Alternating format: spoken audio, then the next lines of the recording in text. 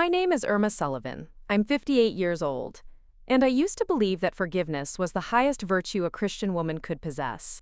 For 32 years, I sat in the third pew from the front at Blessed Redeemer Methodist Church, my hands folded in my lap, my voice joining the hymns in perfect harmony with the congregation. I baked casseroles for potluck dinners, organized the Christmas pageant for 7 consecutive years, and never missed a Wednesday evening prayer meeting. I was the woman who brought fresh flowers from my garden every Sunday, who stayed late to help stack chairs after fellowship hour, who smiled sweetly when Pastor Henley asked for volunteers for the church cleaning committee. Before we jump back in, tell us where you're tuning in from, and if this story touches you, make sure you're subscribed, because tomorrow, I've saved something extra special for you. To everyone in Cedar Falls, I was the picture of devotion and grace. Irma Sullivan, the widow who found her purpose in service to the Lord. Irma Sullivan, the woman who channeled her grief into good works after losing her husband Thomas to cancer 5 years ago. Irma Sullivan, the quiet soul who never spoke ill of anyone and always offered the other cheek when slighted. I wore my faith like a well-pressed dress, crisp and proper, and never showing the wrinkles underneath. But that version of me died the day I discovered what the church ladies had been saying about me behind their prayer circles and covered dish suppers. It died the moment I realized that while I was pouring my heart into serving a community I thought loved me, they were dissecting my life like vultures picking at roadkill. And when it died, something else was born in its place. Something that understood that sometimes the most righteous thing you can do is sin so spectacularly that it shakes the foundations of hypocrisy itself. What I did next changed everything. Not just for me, but for the 3 families who thought they could tear down a grieving widow with whispered accusations and manufactured scandals. By the time I was finished, their perfectly ordered lives had crumbled, their businesses had vanished into thin air, and they learned that the quiet church mouse they'd been tormenting had claws sharper than any of them could have imagined. The first crack in my perfect Christian facade appeared on a Tuesday morning in late September, when the maple leaves were just beginning to blush orange around the edges and the air carried that crisp promise of autumn. I was standing in the checkout line at Morrison's grocery, clutching a basket filled with ingredients for my famous apple cinnamon coffee cake, the one I brought to every church function because people always asked for the recipe. Mrs. Henderson, who ran the church's women's auxiliary, was 2 people ahead of me, her silver hair perfectly coiffed beneath a burgundy hat that probably cost more than most people in Cedar Falls made in a week. I was debating whether to add a bag of pecans to my basket when I heard my name float over the soft murmur of grocery store conversation. Not unusual in itself, Cedar Falls was small enough that everyone knew everyone, and being recognized was as common as breathing. But something in the tone made me pause, made me tilt my head just slightly toward the voices coming from the next aisle over. "Well, I'm just saying, Irma Sullivan has been acting mighty strange lately," came the unmistakable nasal drawl of Beatrice Whitmore, the church secretary whose idea of Christian charity involved keeping detailed mental files on everyone's personal business. "Did you see her at the Hendersons' barbecue last month? She was talking to that young man for an awfully long time." My breath caught in my throat. The young man she was referring to was Jake Morrison, Mrs. Henderson's nephew, a sweet kid who'd just graduated from state with a degree in agriculture. He'd been telling me about his plans to start an organic farming co-op, and I'd been genuinely interested because Thomas had always dreamed of sustainable farming before the cancer took his strength away. We'd talked for maybe 20 minutes about soil composition and crop rotation, a conversation as innocent as Sunday school. "Oh, Bea, you know how Irma gets around young men," replied another voice, this one belonging to Patricia Daniels, whose husband owned the largest construction company in 3 counties. "Remember when she volunteered to help with the youth group camping trip? Always finding excuses to be around those teenage boys." The blood drained from my face so quickly I thought I might faint right there in the cereal aisle. The youth group camping trip had been 2 years ago, and I'd volunteered because they needed an extra chaperone after Mrs. Gregory had to back out due to her mother's illness. I'd spent the entire weekend cooking meals over a camp stove and making sure the kids had clean clothes and bandages for their scraped knees. The closest I'd come to impropriety was giving Jimmy Patterson an extra s'more when he'd scraped his elbow falling off a log. "I heard she's been having men over to her house," Beatrice continued, her voice dropping to that conspiratorial whisper that somehow always managed to carry farther than normal conversation. Marge Fielding lives right across the street, and she says there's been a different car in Irma's driveway 3 times this month. Always stays late into the evening. Patricia made a T.S. King sound that conveyed years of practiced moral superiority. And her poor Thomas not even 5 years in the ground. Some women just can't control themselves once they get a taste of freedom. I stood frozen, my knuckles white where they gripped the shopping basket handle. The cars they were talking about belonged to my electrician, my plumber, and my nephew Danny, who'd been helping me fix the back fence that had been damaged in a storm. But facts, apparently, were less interesting than fiction when it came to the church ladies' entertainment. What really concerns me, Beatrice went on, is how she's been dressing lately. Did you see that dress she wore to service last Sunday? Red as sin, and tight enough to show every curve. At her age, really. Some women need to learn when to accept their place in life. The red dress. I'd bought it on impulse during a rare trip to the city, drawn to the deep burgundy color that reminded me of autumn leaves. It was conservative by any reasonable standard, with sleeves that reached my wrists and a hemline that fell well below my knees. But it was new, and it was beautiful, and when I'd put it on that Sunday morning, I'd felt attractive for the first time since Thomas died. I'd felt like myself again, not just a shadow moving through the motions of living. She's probably going through some kind of midlife crisis, Patricia added, with the authority of someone who'd never experienced a day of real hardship in her pampered existence. You know how some women get when they realize their best years are behind them? All that desperation makes them do inappropriate things. The grocery store suddenly felt too small, too bright, too full of air that tasted like betrayal and casual cruelty. These women, who I'd served beside for decades, who I'd comforted during their own trials, who I'd considered not friends exactly but sisters in faith, were dissecting my life like it was nothing more than entertainment for their coffee klatches. I set my basket down on the nearest shelf and walked out of that store with as much dignity as I could muster, but inside, something fundamental was shifting. The woman who'd walked into Morrison's grocery that morning, the woman who believed in turning the other cheek and killing them with kindness, was dying one breath at a time. And in her place, something harder and more purposeful was taking root. At home, I sat at my kitchen table with a cup of tea growing cold between my hands, staring out at the garden Thomas and I had planted together in happier times. The tomatoes were heavy on the vine, red and perfect and ready for harvest, but I couldn't bring myself to care about them.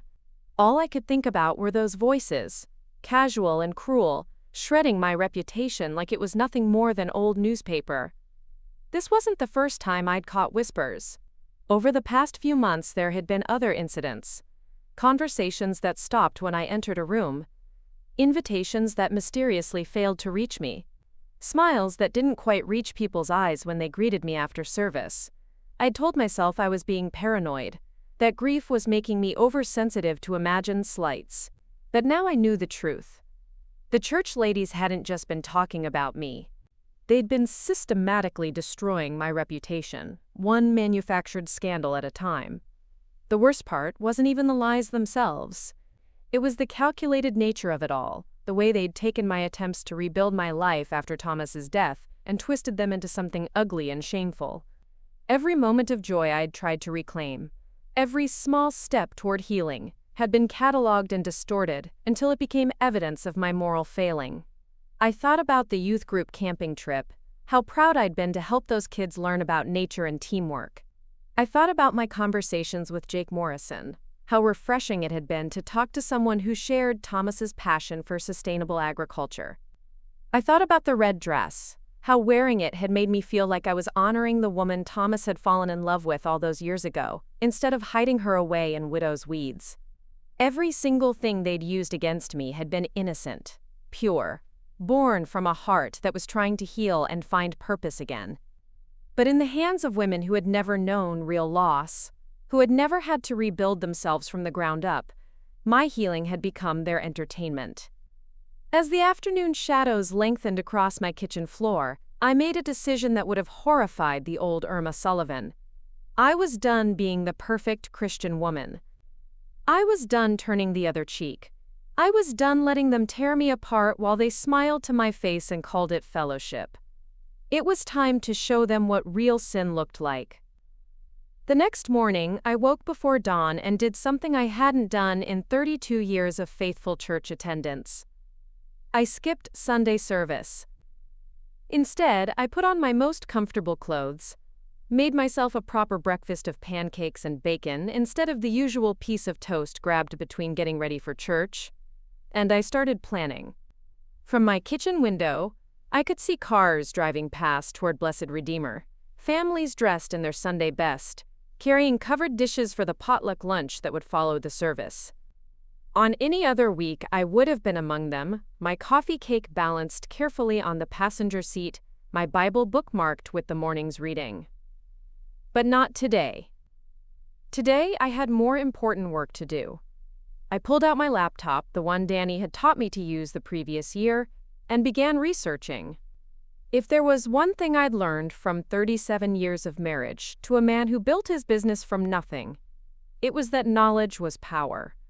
And if I was going to take down the women who'd been systematically destroying my life, I needed to know everything about theirs. Beatrice Whitmore was married to Harold Whitmore, who owned Whitmore and Associates, a small accounting firm that handled the books for most of the local businesses in Cedar Falls. They lived in a sprawling colonial on Elm Street, drove matching luxury sedans, and took elaborate vacations to Europe every summer. Beatrice was notorious for her charity work, though her idea of charity seemed to involve a lot of committee meetings at expensive restaurants and very little actual help for the people who needed it. Patricia Daniels was the wife of Big Jim Daniels, whose construction company had built half the houses in the county over the past 2 decades. They owned the largest house in Cedar Falls, a gaudy mansion that looked like it had been designed by someone who thought more was always better. Patricia spent her time shopping, gossiping, and serving on the boards of various social organizations where she could exercise her love of controlling other people. The third member of their little trinity of destruction was Millicent Hayes, whose husband Frank owned Hayes Family Motors, the only car dealership within 50 miles. Millicent was perhaps the most dangerous of the three, because she had perfected the art of concern trolling, framing her cruelest observations as worry for the spiritual welfare of others. All 3 women had something in common beyond their love of gossip and their comfortable lives built on their husband's success. They had never known real hardship. They had never lost someone who was the center of their world. They had never had to rebuild their identity from scratch, while a community they'd served faithfully whispered about their every move. But they were about to learn what it felt like to lose everything. I spent the rest of Sunday researching their husbands' businesses, learning about their client bases, their financial structures, their vulnerabilities. By evening, I had a plan that was so elegant in its simplicity, so perfectly calibrated to hit them where it would hurt most, that I almost scared myself with the thoroughness of it. Preparing and narrating this story took us a lot of time, so if you are enjoying it, subscribe to our channel. It means a lot to us. Now back to the story. But then I remembered Beatrice's voice in the grocery store, casual and cruel, reducing my attempts to heal to evidence of my moral corruption. I remembered Patricia's dismissive laughter as she proclaimed that some women needed to learn their place. I remembered every smile that had hidden a knife, every kind word that had been followed by whispered poison. The old Irma Sullivan would have prayed for them. The old Irma Sullivan would have turned the other cheek and trusted God to handle their judgment. But the old Irma Sullivan was dead, and the woman who had taken her place understood that sometimes divine justice needed a human hand to guide it. Monday morning found me in the offices of Cromwell, Steinberg & Associates, the largest law firm in the state capital. I'd driven the 2 hours before dawn, wanting to be there when they opened at 8 o'clock sharp. The receptionist was a young woman with kind eyes who offered me coffee while I waited for my appointment with David Cromwell, the senior partner who specialized in estate planning for high-net-worth clients. Mr. Cromwell was exactly what I'd expected from his website photo. Tall, silver-haired, impeccably dressed, with the kind of confident bearing that came from decades of handling other people's money. His office was all dark wood and leather, designed to inspire confidence and suggest prosperity. "Mrs. Sullivan," he said, rising to shake my hand. I understand you're interested in discussing some charitable giving strategies? I settled into the leather chair across from his massive desk and smiled. Actually, Mr. Cromwell, I'm interested in giving away quite a lot of money. All of it, in fact. His eyebrows rose slightly. I see. And you want to ensure this is handled in the most tax-efficient manner possible? Taxes are the least of my concerns, I said. What I want is to make sure my donations have the maximum possible impact on the organizations I care about and the community I've called home for over 3 decades. Over the next 2 hours, I outlined my plan. Thomas had been more successful than most people knew. He'd invested wisely, saved aggressively, and left me with assets worth just over $4 million. It was more money than I could spend in 3 lifetimes, especially since my needs were simple and my wants were few. I'd always planned to leave most of it to charity anyway, but I'd been thinking in terms of a bequest after my own death, something distant and abstract. But recent events had clarified my thinking wonderfully. Why wait to do good when I could do it now? Why let money sit in accounts earning interest when it could be changing lives immediately? Of course, I didn't tell Mr. Cromwell about the real motivation behind my sudden urgency to give away my fortune. I simply explained that I'd been doing a lot of thinking since my husband's death, that I'd realized how much good I could do with resources I didn't really need, and that I wanted to make a meaningful impact while I was still alive to see it. He was intrigued but professional, asking all the right questions about my intentions and making sure I understood the irrevocable nature of what I was proposing. By the time I left his office, we had the framework for a charitable foundation that would distribute my entire estate to worthy causes over the next 5 years. But the specific causes I had in mind weren't ones I'd discussed with Mr. Cromwell. Those conversations would happen elsewhere, with people who understood the particular needs of my community and the particular businesses that served it. My next stop was the Cedar Falls Community Development Office, housed in a converted Victorian mansion on the town square. Sarah Martinez, the development director, was a smart woman in her early 40s who'd moved to Cedar Falls from Chicago 5 years earlier with big dreams about revitalizing small-town America. She'd made impressive progress, bringing in new businesses and updating the town's infrastructure. But she was always fighting an uphill battle against limited resources and entrenched interests. "Mrs. Sullivan," she said, clearly surprised to see me. "What can I do for you?" "I want to talk about economic development," I said. "Specifically about what kinds of businesses our community needs and how we might encourage the right kind of growth." Sarah's eyes lit up. Economic development was clearly her passion, and she spent the next hour showing me charts and graphs and talking about Cedar Falls' potential. The town was perfectly positioned to benefit from the growing trend of people leaving big cities for smaller communities. But it needed more diverse businesses, more employment opportunities, and more services for residents. "The biggest challenge we face," she said, "is that so much of our economy is controlled by just a few established businesses. We need more competition, more innovation, more options for consumers." "What if someone wanted to help with that?" I asked. "What if someone had resources to invest in new businesses, or to help existing businesses expand in ways that would benefit the community?" Sarah leaned forward, clearly intrigued. "Are you thinking about starting a business, Mrs. Sullivan?" "Not exactly," I said. "But I'm thinking about ways to use resources I have access to in order to create the kind of community we all want to live in. A community where competition keeps businesses honest, where innovation is rewarded, and where no one business or family has too much control over everyone else's livelihood." We talked for another hour about specific opportunities. A new accounting firm that could offer more personalized service to small businesses. A construction company that specialized in sustainable building practices and affordable housing. An auto dealership that focused on fuel-efficient vehicles and honest dealing, rather than high-pressure sales tactics. By the time I left Sarah's office, I had a clear picture of exactly what kinds of businesses would most disrupt the comfortable monopolies that certain families had enjoyed for too long. And I had the contacts to make it happen. Tuesday found me in meetings with entrepreneurs from the state capitol, young professionals who were looking for opportunities to start businesses in smaller communities where they could make a real impact. I met with Maria Santos, a certified public accountant, who'd been thinking about leaving her job at a large firm to start her own practice. I met with David Chen, a contractor who specialized in green building techniques and was looking for a community ready to embrace sustainable development. I met with Jennifer Williams, who had extensive experience in automotive sales and had always dreamed of running a dealership that prioritized customer service over profit margins. To each of them, I made the same offer. If they were willing to relocate to Cedar Falls and start businesses that would serve the community's needs, I would provide the startup capital, the first year's operating expenses, and ongoing support through my new foundation. All I asked in return was that they run their businesses with integrity, treat their employees fairly, and charge reasonable prices for quality service.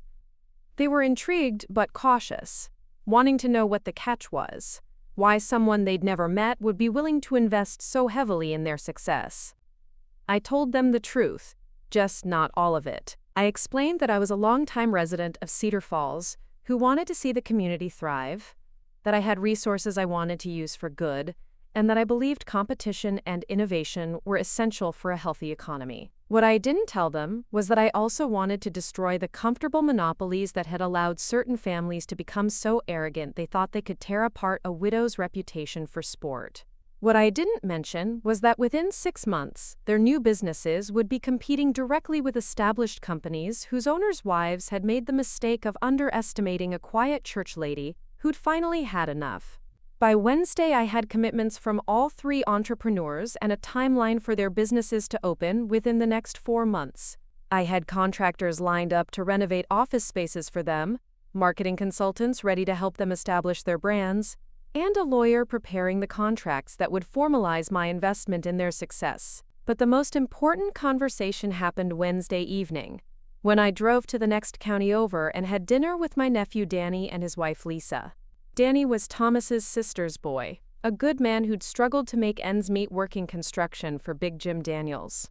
Danny was talented, hardworking, and honest, but Big Jim kept his wages low because he knew Danny didn't have many other options in Cedar Falls.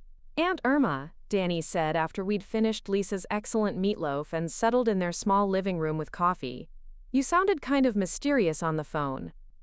What's going on?" I looked at this young man who'd been so kind to me since Thomas's death, who'd fixed my fence without being asked, and who always made sure I had help with anything too heavy or complicated for me to handle alone. Danny deserved better than working for a man who treated his employees like disposable tools. "How would you feel about starting your own construction company?" I asked. Danny nearly choked on his coffee. "What? Aunt Irma, I don't have that kind of money." "Starting a construction business takes equipment, insurance, startup capital. What if I told you money wasn't an obstacle? What if I told you I wanted to invest in your future, help you build something that was yours?" Lisa leaned forward, her eyes wide. "Irma, what are you talking about?" So I told them. Not about the church ladies or my plans for revenge, but about my foundation and my desire to help people in my community achieve their dreams. I explained that I wanted to invest in Danny's construction company, provide him with everything he needed to compete with the established players in the market. "I know you're honest," I said. "I know you do quality work. I know you treat people fairly. That's exactly the kind of business this community needs." Danny was quiet for a long moment, staring into his coffee cup. When he looked up, his eyes were bright with possibility. "You really think I could do this? Compete with Big Jim?" "I think you could bury Big Jim," I said, and I meant every word. "I think you could build houses that last, charge fair prices, and treat your workers so well that every good contractor in the county will want to work for you instead of him." By the time I left their house that night, Danny had agreed to quit his job with Daniels Construction and start Sullivan and Associates Building Company. He would specialize in the kind of honest, quality work that Big Jim had forgotten how to do in his rush to maximize profits and minimize costs. Thursday was spent in more meetings, this time with suppliers and vendors who would be crucial to the success of my new entrepreneurs. I met with equipment dealers, office supply companies, marketing firms, and insurance agents. I negotiated bulk discounts, established credit terms, and made sure that my 3 new businesses would have every advantage possible when they opened their doors. But the most satisfying meeting was with Tom Bradley, who ran the local business association. Tom was a good man who'd been frustrated for years by the lack of competition in Cedar Falls' business community. He was thrilled to hear about the new enterprises coming to town. "This is exactly what we've needed," he said as we sat in his cluttered office above the hardware store he'd inherited from his father. "The Whitmores have had a stranglehold on business accounting for 20 years. Big Jim thinks he can charge whatever he wants because people don't have choices. And don't get me started on Frank Hayes and that car lot of his." "What about Frank Hayes?" I asked, though I was pretty sure I knew the answer. Tom's expression darkened. "Frank Hayes is a crook, plain and simple. He sells lemons, charges interest rates that ought to be illegal, and treats his customers like marks in a con game. Half the people in this county are driving cars that are falling apart because they can't afford to get ripped off by Frank again, and the other half are paying twice what they should for vehicles that aren't worth half what he charges. It sounds like the community could use some competition in the automotive business," I said. "God, yes. Someone honest, someone who cares more about serving customers than squeezing every penny out of them." Tom paused, studying my face. "You wouldn't happen to know anyone in the car business, would you?" "As a matter of fact," I said, "I might." Friday morning, I was back in Blessed Redeemer Methodist Church for the first time since my revelation in Morrison's grocery. I sat in my usual pew, wearing a navy blue dress that was conservative enough to satisfy even Beatrice Whitmore, my hands folded in my lap, my expression serene. To anyone watching, I looked exactly like the same Irma Sullivan who'd been warming that pew for 32 years. But everything had changed. As I sat through Pastor Henley's sermon about forgiveness and Christian charity, I had to bite my tongue to keep from laughing. As Beatrice led the responsive reading about loving thy neighbor, I wondered how she'd reconcile that with her habit of destroying her neighbors' reputations. As Patricia passed the collection plate with her usual self-satisfied smile, I calculated how much money her husband's business would lose when Danny's company started underbidding him on every major project in the county. After the service, during the fellowship hour in the church basement, I moved through the crowd like I always had, accepting condolences on my loss, complimenting people on their children's achievements, discussing the upcoming church harvest festival. But now I was watching everything differently, seeing the subtle hierarchies and power dynamics that had always been there but that I'd been too naive or too trusting to recognize. Beatrice held court near the coffee table, her voice carrying as she discussed the, quote, concerning moral decline she'd been observing in the community. Patricia nodded along, adding her own observations about people who'd been acting inappropriately. Millicent chimed in with worried comments about the influence such behavior might have on the town's young people. They didn't mention me by name, but the glances in my direction made it clear I was still a primary topic of conversation. I smiled and nodded when people spoke to me, accepted compliments on the apple cinnamon coffee cake I'd brought as if nothing had changed, and all the while I thought about what these women's lives would look like in 6 months when their husbands' businesses were struggling to survive. "Irma, dear," Millicent Hayes said, appearing at my elbow with that concerned expression she'd perfected over decades of practice. "We've missed you these past few weeks. Are you feeling all right?"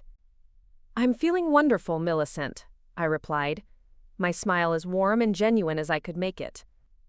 "I've been busy with some new projects, but I'm so glad to be back among my church family." "New projects?" Beatrice had materialized on my other side, her radar apparently finely tuned to detect any conversation that might yield gossip. "How exciting! What kind of projects?" "Oh, just some charitable work," I said vaguely. "You know how I am about giving back to the community." "That's so admirable," Patricia said, joining our little circle. "Though I hope you're being careful about who you associate with in your charitable endeavors. There are so many people these days who try to take advantage of generous women like yourself." The irony was so thick I could taste it. Here were 3 women who'd been systematically taking advantage of my generous nature for years, warning me to be careful of people who might take advantage of me. "I appreciate your concern," I said, "but I'm very careful about who I trust. Experience has taught me to pay close attention to people's actions rather than their words." Something flickered in Beatrice's eyes, a momentary uncertainty that suggested she might have caught the subtle edge in my voice, but the moment passed, and she was back to her usual self-important demeanor. "Well, you just remember that we're here for you," she said. "We women need to stick together, especially those of us who understand the importance of maintaining proper standards in the community." "Absolutely," I agreed. "We certainly do need to stick together." and maintain proper standards. As I drove home that afternoon, I reflected on how satisfying that conversation had been. Not because I'd gotten revenge or made any dramatic revelations, but because for the first time in months I'd been the one controlling the subtext. I'd been the one with secret knowledge, the one with hidden plans, the one who knew exactly what was coming while they remained blissfully unaware. The tables, as they say, had finally turned. That evening, I sat in my kitchen with a glass of wine and Thomas's old business journals, reading about the early days when he was building his company from nothing. He'd written extensively about the challenges of competing with established businesses, about the importance of offering better service at better prices, about the satisfaction of earning customers' loyalty through honest dealing rather than market dominance. The secret, he'd written in one entry that particularly spoke to me, isn't to destroy your competition. It's to be so much better that customers can't imagine doing business with anyone else. When you focus on excellence, your competitors destroy themselves. That was going to be my approach. I wasn't going to attack the Whitmores, the Danielses, or the Hazeys directly. I was simply going to ensure that their customers had better options, that their employees had better opportunities, and that their stranglehold on the local economy was broken by the simple expedient of superior competition. But I would be there to watch when it happened. I would be there to see their comfortable world of casual cruelty and unearned privilege crumble around them. And when they finally understood that their actions had consequences, when they realized that the quiet church lady they'd underestimated had been the architect of their downfall, I would smile the same sweet smile I'd been giving them for 32 years. The only difference would be that this time I would mean it. Saturday morning arrived with the kind of crystalline clarity that only comes in early October, when the air is sharp enough to cut glass and every leaf seems outlined in gold. I stood at my kitchen window, watching the sun climb over the rooftops of Cedar Falls, and felt something I hadn't experienced in months: anticipation. Not the anxious kind that comes with dreading what might happen, but the electric thrill that accompanies knowing exactly what you're going to do and how perfectly it's going to work. Today was the day I would begin dismantling the comfortable little empire that had allowed 3 families to think they could destroy a grieving widow for entertainment. My first stop was the Cedar Falls Diner, a chrome and vinyl throwback to the 1950s that served as the unofficial town hall for anyone who wanted to know what was really happening in the community. Jimmy Peterson, who'd owned the place for 30 years, had always been a friend to Thomas and me, and more importantly, he had no love for the way certain families had been throwing their weight around in recent years. "Irma Sullivan," Jimmy called out when I walked through the door, the bell jingling cheerfully above my head. "Haven't seen you in here for a while. How you been holding up?" "Better than ever, Jimmy," I said, sliding into my usual booth by the window. "In fact, I've got some news that might interest you." Jimmy poured me coffee without being asked, black with 1 sugar, the way I'd been drinking it since Thomas and I first started coming here as newlyweds. "Oh yeah? What kind of news?" I took a sip of the coffee, savoring the bitter warmth, and smiled. "The kind that's going to shake up this town in all the best ways." Over the next hour, I told Jimmy about the new businesses coming to Cedar Falls. Not everything, of course, but enough to get him excited about the possibilities. A new accounting firm that would offer personal service instead of the assembly line approach Harold Whitmore had been using for years. A construction company that would treat workers fairly and charge honest prices. An auto dealership that would focus on customer satisfaction instead of squeezing every penny out of desperate people. "Hot damn," Jimmy said, refilling my coffee cup. "'Bout time someone gave those folks some real competition. You know how many people come in here complaining about getting ripped off by Frank Hayes? And don't get me started on Big Jim Daniels. That man thinks he owns this town." "Well," I said, "they're about to learn that nobody owns Cedar Falls except the people who live here." Jimmy leaned across the table, lowering his voice even though the diner was nearly empty. "You mind me asking how you know all this? These new businesses just deciding to set up shop here out of the blue?" I considered how much to tell him. Jimmy was trustworthy, but he was also the center of the town's gossip network. Anything I said would be all over Cedar Falls by supper time. Which, I realized, was exactly what I wanted. Let's just say I've been working with some investors who believe in supporting communities that are ready for positive change, I said. People with resources who want to see small towns thrive instead of being controlled by a few families who've gotten too comfortable. Jimmy's eyes widened. You talking about outside money? Big city investors? I'm talking about people who understand that healthy competition is good for everyone, except those who've been taking advantage of their neighbors for too long. By the time I left the diner, Jimmy was practically vibrating with excitement. I could already see him working out who he would tell first, how he would frame the story, what details he would emphasize. Within hours, word would start spreading that changes were coming to Cedar Falls, that the old guard was about to face some serious challenges. But I wasn't done planting seeds. My next stop was Rosario's Market, the small grocery store on the south side of town that catered to families who couldn't afford Morrison's higher prices. Elena Rosario had immigrated from Guatemala 20 years earlier and built her business one customer at a time, offering credit to people going through hard times and never forgetting what it was like to struggle. Mrs. Sullivan, Elena said, looking surprised to see me. What brings you to this side of town? I wanted to talk to you about business, I said. Specifically, about how the new companies coming to Cedar Falls might affect yours. Elena's expression grew cautious. Competition was always a threat to small business owners, and she'd worked too hard to build her customer base to lose it to some newcomer with deeper pockets. What new companies? I explained about the construction firm, the accounting office, and the car dealership, watching Elena's face carefully as I spoke. When I mentioned that these would be companies focused on serving working families rather than squeezing maximum profit from every transaction, her expression began to shift from worry to interest. These new businesses, she said slowly, they will hire local people? That's the plan. Good jobs, fair wages, benefits for families. The kind of employment that helps people build stable lives instead of just getting by paycheck to paycheck. Elena nodded thoughtfully. She understood better than most what it meant when working families had a little extra money in their pockets. It meant more customers who could afford to shop for quality instead of just price. It meant people who could pay their bills on time instead of needing credit extensions. It meant a stronger community for everyone. This is good news, she said finally. When will these companies start? Within the next few months. But Elena, I wanted to talk to you first because I think you could benefit in other ways too. I explained that successful business owners often needed reliable vendors for employee lunches, client meetings, and company events. Elena's market included a small deli section, and with some expansion, she could easily cater to the growing business community. You mean I could get contracts with these new companies? I mean you could become the go-to source for business catering in Cedar Falls. All it would take is expanding your kitchen a little, maybe hiring 1 or 2 more people, and positioning yourself as the local alternative to expensive outside caterers.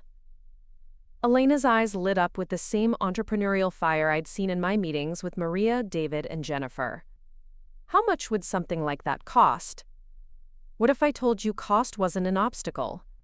What if I told you I knew people who were interested in investing in local businesses that served their communities well? By the time I left Rosario's Market, Elena was sketching plans for her expansion on the back of a receipt, her mind already racing with possibilities.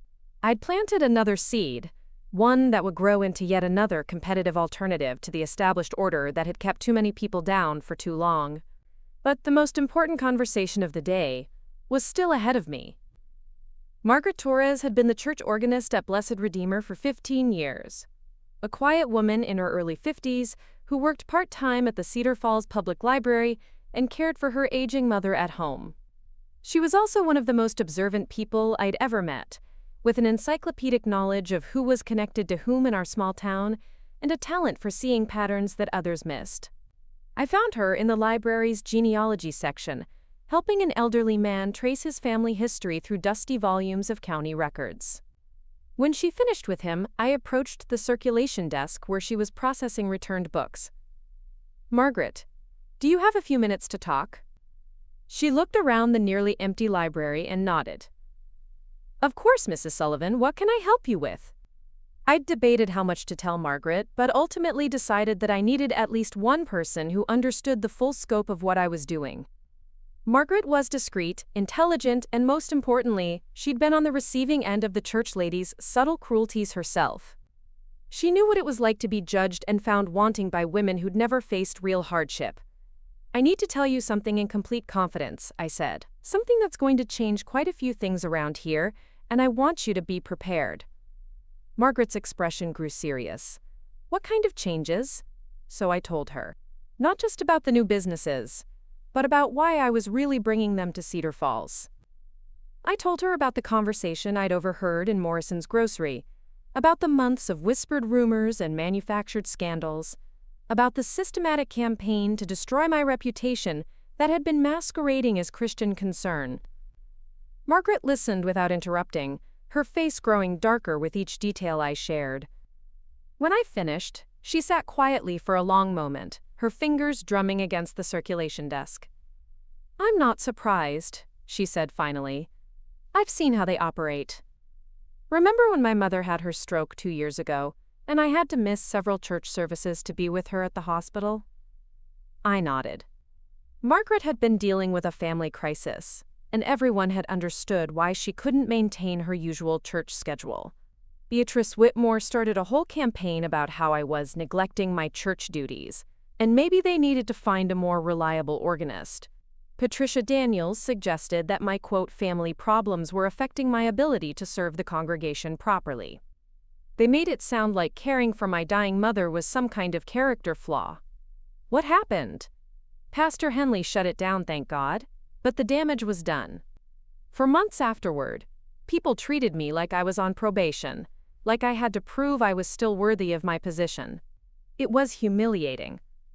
Margaret understood exactly what I was going through because she'd been through it herself. The only difference was that she hadn't had the resources to fight back the way I did. "So what's your plan?" she asked. I outlined the business strategy, explaining how the new companies would create competition that would force the established players to improve their practices or lose their market share.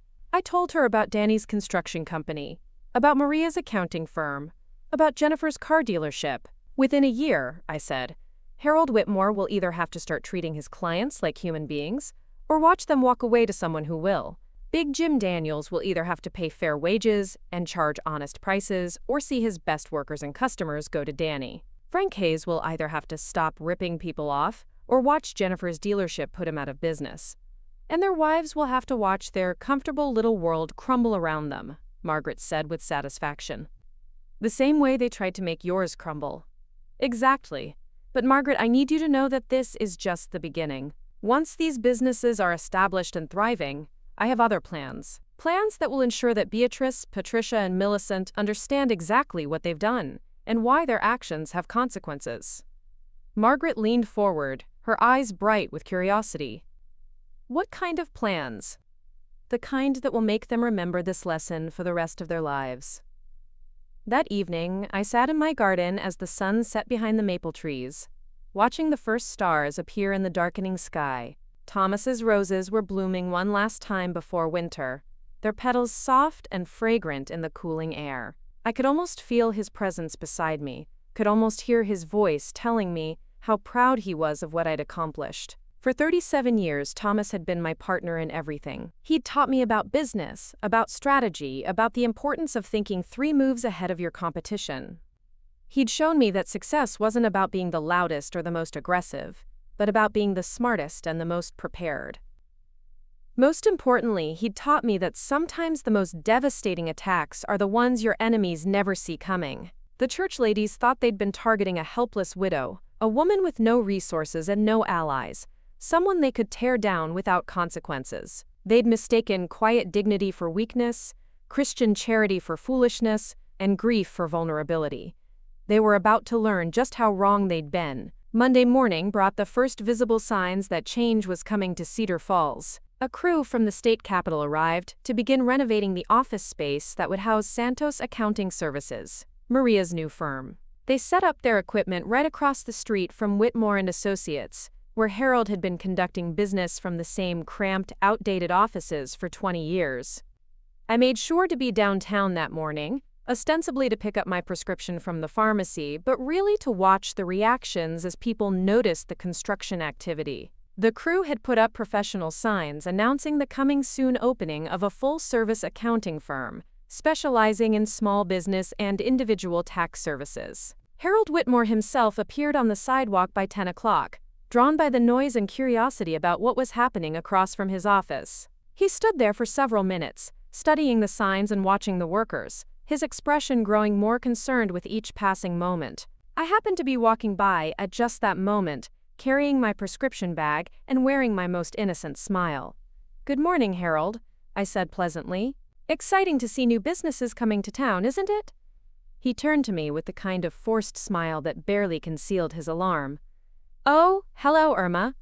Yes, very." "Exciting. Do you know anything about this new accounting firm?" "Just what I've heard around town," I said. "Apparently they specialize in personalized service for small businesses. You know, the kind of attention to detail that some people feel has been missing in our community." Harold's smile became even more strained. "Missing?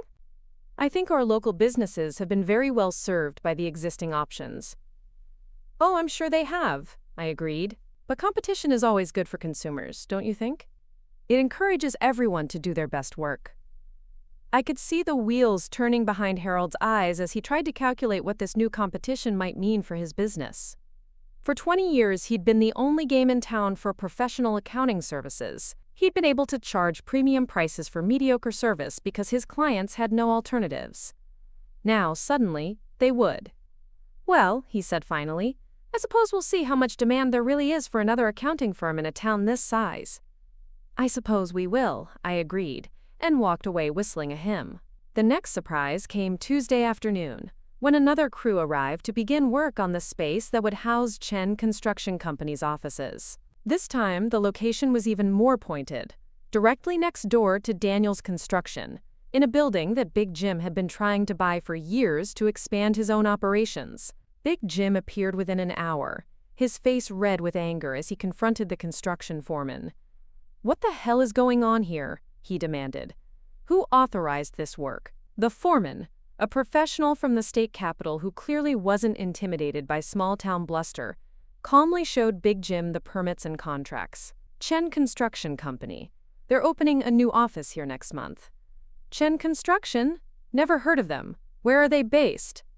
"They're relocating from the capital. Apparently they see opportunities in smaller communities that value quality workmanship and fair pricing." Big Jim's face turned an even deeper shade of red. "There's already plenty of construction companies serving this area. We don't need any more." "I wouldn't know about that, sir. I just do the renovation work." I watched this exchange from the coffee shop across the street, sipping a latte and enjoying every moment of Big Jim's discomfort. For years, he'd used his size and his temper to intimidate anyone who threatened his position. He'd driven smaller competitors out of business through aggressive bidding and dirty tricks. He'd treated his workers like disposable equipment and his customers like marks to be exploited. Now he was getting his first taste of what it felt like to be on the other side of that equation. Wednesday brought the third wave of construction activity, this time at the site of what would become Williams Automotive, Jennifer's new car dealership. The location was perfect, a large lot on the main highway into town, with excellent visibility and easy access. It was also the site that Frank Hayes had been coveting for his own expansion plans, a piece of property he'd been pressuring the elderly owner to sell for months. Frank arrived at the site before the construction crew had even finished unloading their equipment. Unlike Big Jim's explosive anger or Harold's nervous concern, Frank's reaction was calculating and cold. He walked the perimeter of the property, taking pictures with his phone, clearly gathering intelligence about what kind of operation would be setting up shop in his territory. I made sure to drive by the site several times that day, and each time I saw Frank there, studying the plans posted on the construction trailer, talking to workers, trying to piece together what kind of threat he was facing. By Thursday, word had spread throughout Cedar Falls that 3 new businesses were setting up operations in direct competition with the town's most established companies.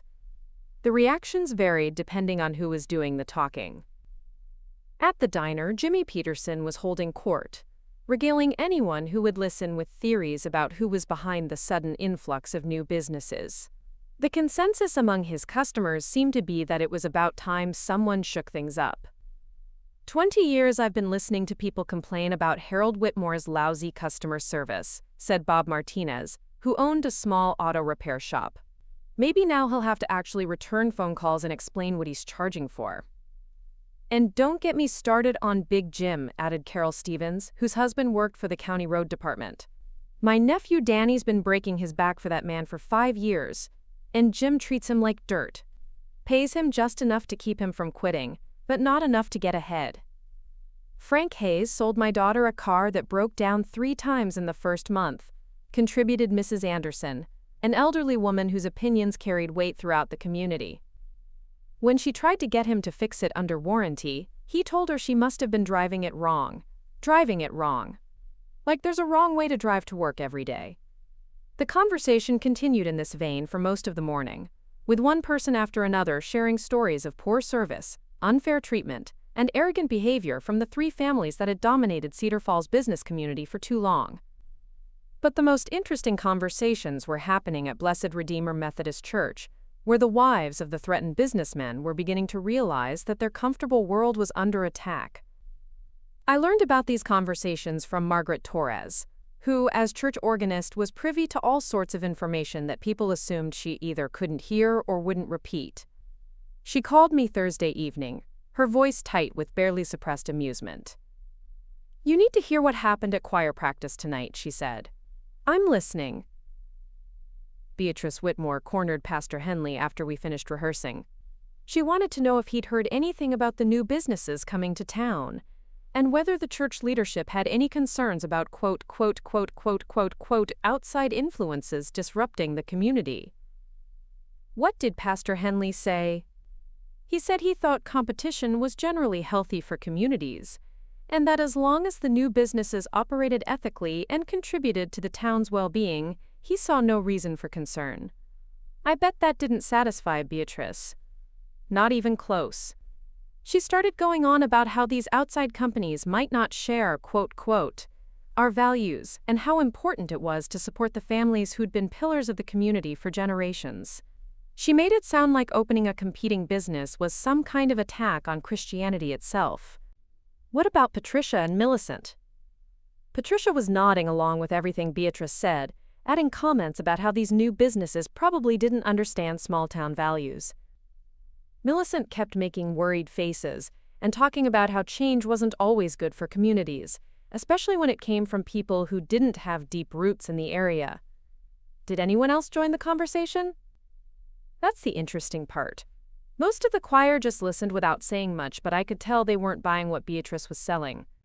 Mary Ellen Curtis actually spoke up and said she thought it would be nice to have more choices when it came to getting her taxes done. Janet Williams mentioned that her husband had been saying for years that Big Jim Daniels charged too much for simple home repairs. I smiled, imagining Beatrice's frustration as she realized that her attempt to rally the church community against the new businesses was falling flat. How did she react to that? She got that pinched look she gets when things aren't going her way. Then she made some comment about how people needed to be careful about being swayed by flashy promises from outsiders who might not be around when problems arose. And Pastor Henley? He just smiled and said that faith meant trusting in God's plan, and that if these new businesses were meant to succeed in Cedar Falls, they would, regardless of what anyone thought about it. After I hung up with Margaret, I sat in my living room with a cup of tea, savoring the knowledge that my plan was already working better than I'd dared to hope. The new businesses hadn't even opened their doors yet, and already the established order was beginning to crack. But the real test would come when the new companies actually began operating, when the people of Cedar Falls could see for themselves what it was like to be treated as valued customers instead of necessary nuisances. Friday brought a surprise that I hadn't anticipated, but that fit perfectly into my larger strategy.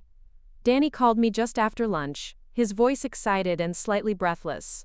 "Aunt Irma, you're not going to believe what just happened." "Tell me." "I gave Big Jim my notice this morning, told him I was starting my own company. He went ballistic, started yelling about how I was ungrateful and disloyal after everything he'd done for me." "I'm sorry, Danny. I know that must have been difficult." Actually, it felt pretty good.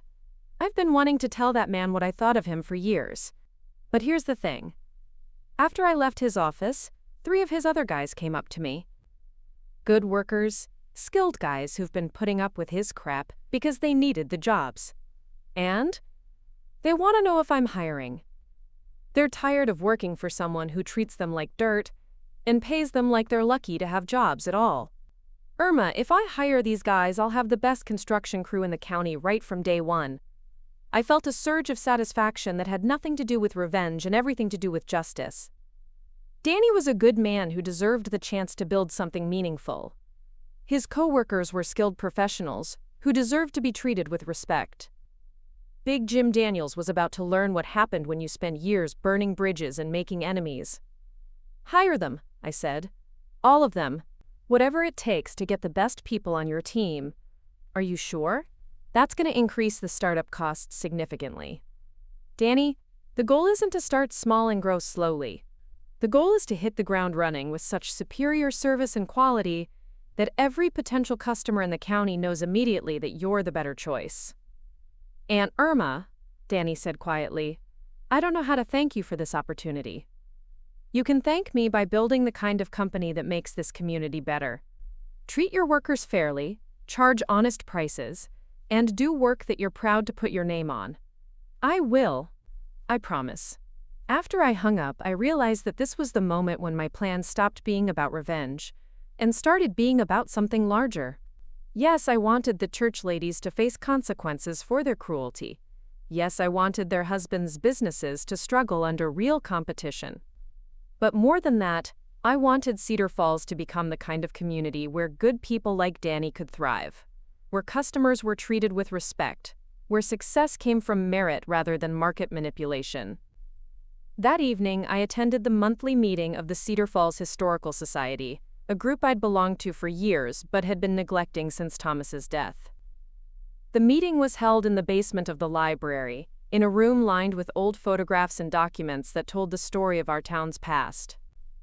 The agenda was routine: discussions about upcoming events, reports on fundraising efforts, plans for preserving important local landmarks.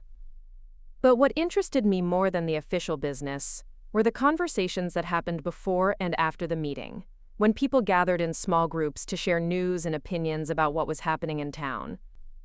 Have you heard about all these new businesses coming to Main Street? Asked Dorothy Chen, an elderly woman whose family had owned the Chinese restaurant for 40 years.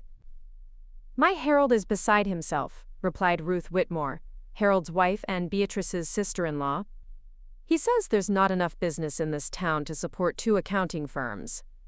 Maybe there would be if the existing firm provided better service, said Dorothy dryly. My brother-in-law waited 3 weeks to get his tax questions answered last spring. 3 weeks! For something that should have taken 1 phone call. Ruth's face flushed with embarrassment, but before she could respond, the conversation was interrupted by the arrival of Patricia Daniels, who swept into the room wearing a fur coat that probably cost more than most people's cars. Sorry I'm late, she announced loudly. Jim and I were having dinner with the mayor, discussing some concerns about these new businesses that are planning to set up shop in town. She said it like she expected everyone to be impressed by her connection to local power, but the reaction was more subdued than she'd probably hoped for. What kind of concerns? Asked Margaret Torres, who was taking minutes for the meeting. Well, you know how it is when outsiders come into a community, Patricia said, settling into a chair with obvious satisfaction at being the center of attention. They don't understand our way of doing things. They might make promises they can't keep, or bring in practices that don't fit with our values. What values are those? Asked Dorothy Chen, her voice carefully neutral. Patricia seemed taken aback by the question. Well, you know, traditional values. The importance of supporting local families who've been part of this community for generations. These new businesses are hiring local people, pointed out Janet Williams, whose husband worked at the post office. That sounds pretty supportive to me. But for how long? Patricia shot back. What happens when they decide Cedar Falls isn't profitable enough for them? What happens to the people they've hired then? What happens when established businesses take their customers for granted for so long that people stop wanting to do business with them?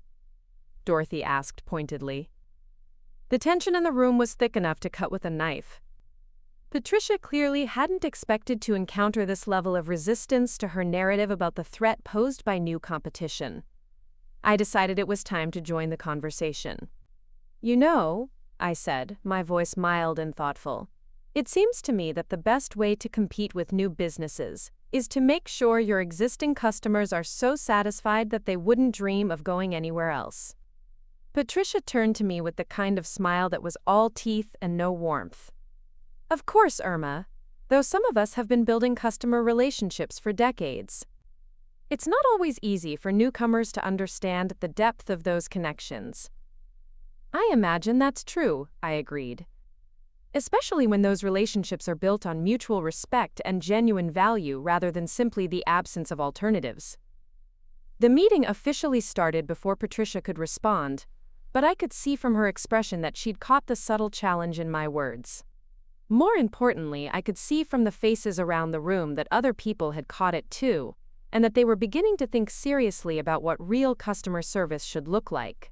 As I drove home that night, I reflected on how much had changed in just 1 week. The physical construction of the new businesses was proceeding on schedule, but the psychological construction was happening even faster. People were starting to imagine what it would be like to have real choices, to be treated as valued customers instead of captive audiences. The church ladies were beginning to sense that their comfortable world was under threat, but they didn't yet understand the full scope of what was coming. They were reacting like people who thought they were facing a temporary inconvenience rather than a fundamental shift in the balance of power. They still didn't know that the quiet widow they'd been tormenting was the architect of their downfall. They still thought they were dealing with outside forces beyond their control rather than consequences they'd brought upon themselves. But they would learn. Soon enough, they would understand that every whispered rumor, every casual cruelty, every moment of smug superiority had been carefully catalogued and was now being repaid with interest. The reckoning was coming, and it would be more thorough and more devastating than they could possibly imagine. The first real earthquake hit on a Monday morning in November, when Maria Santos officially opened the doors of Santos Accounting Services. I made sure to be her very first customer, walking through those gleaming glass doors at exactly 9 o'clock with a folder full of financial documents and a smile that could have powered the entire building. Maria looked nervous but determined in her crisp navy suit, standing behind a reception desk that still smelled of fresh wood polish. Her office was everything Harold Whitmore's wasn't. Bright, modern, welcoming, with comfortable chairs and a coffee station that actually worked. She'd hired 2 local women as assistants, both of whom had previously worked for Harold until his patronizing attitude and outdated practices drove them to seek employment elsewhere. Mrs. Sullivan, Maria said, coming around the desk to greet me personally. Thank you so much for being here on opening day. What can I help you with? I handed her my folder, which contained the financial records for my new foundation along with several years of personal tax information. I need someone who can handle complex charitable giving strategies and estate planning. Someone who returns phone calls and explains things in language I can understand. Maria's eyes lit up as she reviewed the documents. This was exactly the kind of sophisticated work that Harold Whitmore had been handling poorly for years, treating his clients' complex financial situations like assembly line transactions, rather than unique challenges requiring personalized attention. We spent 2 hours going over my needs, with Maria asking thoughtful questions and providing detailed explanations for every recommendation she made. When we finished, I had a comprehensive plan for managing my foundation's distributions and a tax strategy that would save me thousands of dollars compared to Harold's cookie-cutter approach. But more importantly, I had given Maria Santos the kind of high-profile client that would immediately establish her credibility in the community. Within hours, word would spread that Irma Sullivan, one of the wealthiest widows in Cedar Falls, had chosen the new accounting firm over Harold Whitmore's established practice. As I walked out of Maria's office, I could see Harold across the street, standing at his window and watching the steady stream of people entering and leaving his new competitor's building. His expression was a mixture of confusion and growing panic, like a man who'd just realized that the ground beneath his feet wasn't as solid as he'd thought. I waved cheerfully as I passed his window, and he managed a weak smile in return. Poor Harold. He was about to learn that customer loyalty built on convenience rather than quality was no loyalty at all. Tuesday brought an even more dramatic development when Danny officially launched Sullivan & Associates Building Company with his first major project, renovating the old Masonic Hall into affordable senior housing. The contract was worth nearly $500,000, and Danny had underbid Big Jim Daniels by 30%, while promising better materials and a faster completion schedule. The news hit Cedar Falls like a thunderbolt. For 20 years, Big Jim had been the automatic choice for any significant construction project in the county. His connections with local politicians and his reputation for aggressive bidding had made him virtually unbeatable when it came to securing public contracts. But Danny had advantages that Big Jim couldn't match. He had the best workers in the county, men who'd left Daniels Construction specifically to work for someone who treated them with respect.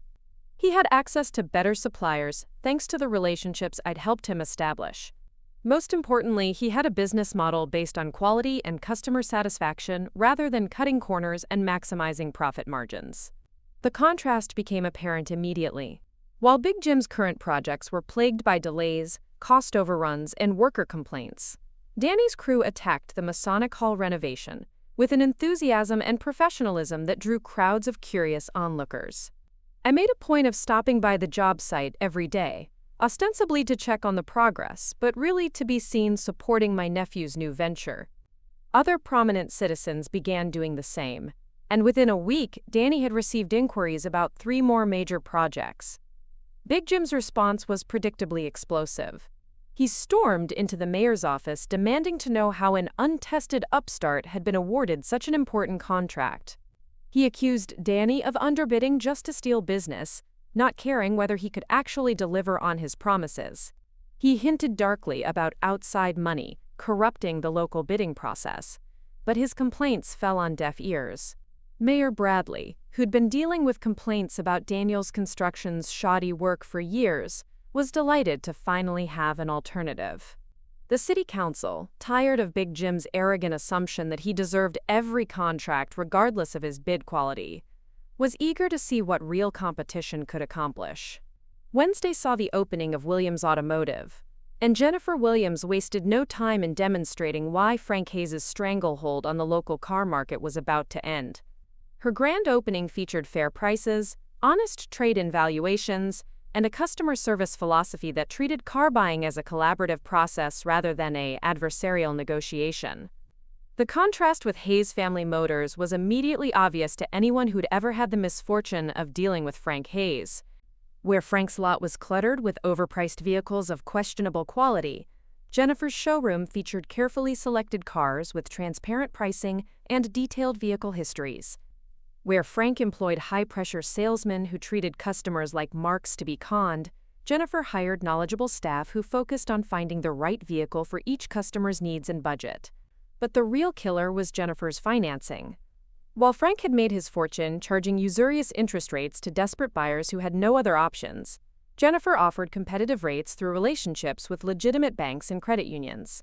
For the first time in decades, Cedar Falls residents could buy reliable transportation without being trapped in predatory loan arrangements.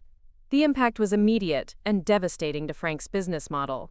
By Friday, 3 families had walked away from pending deals at Hayes Family Motors to purchase vehicles from Williams Automotive instead.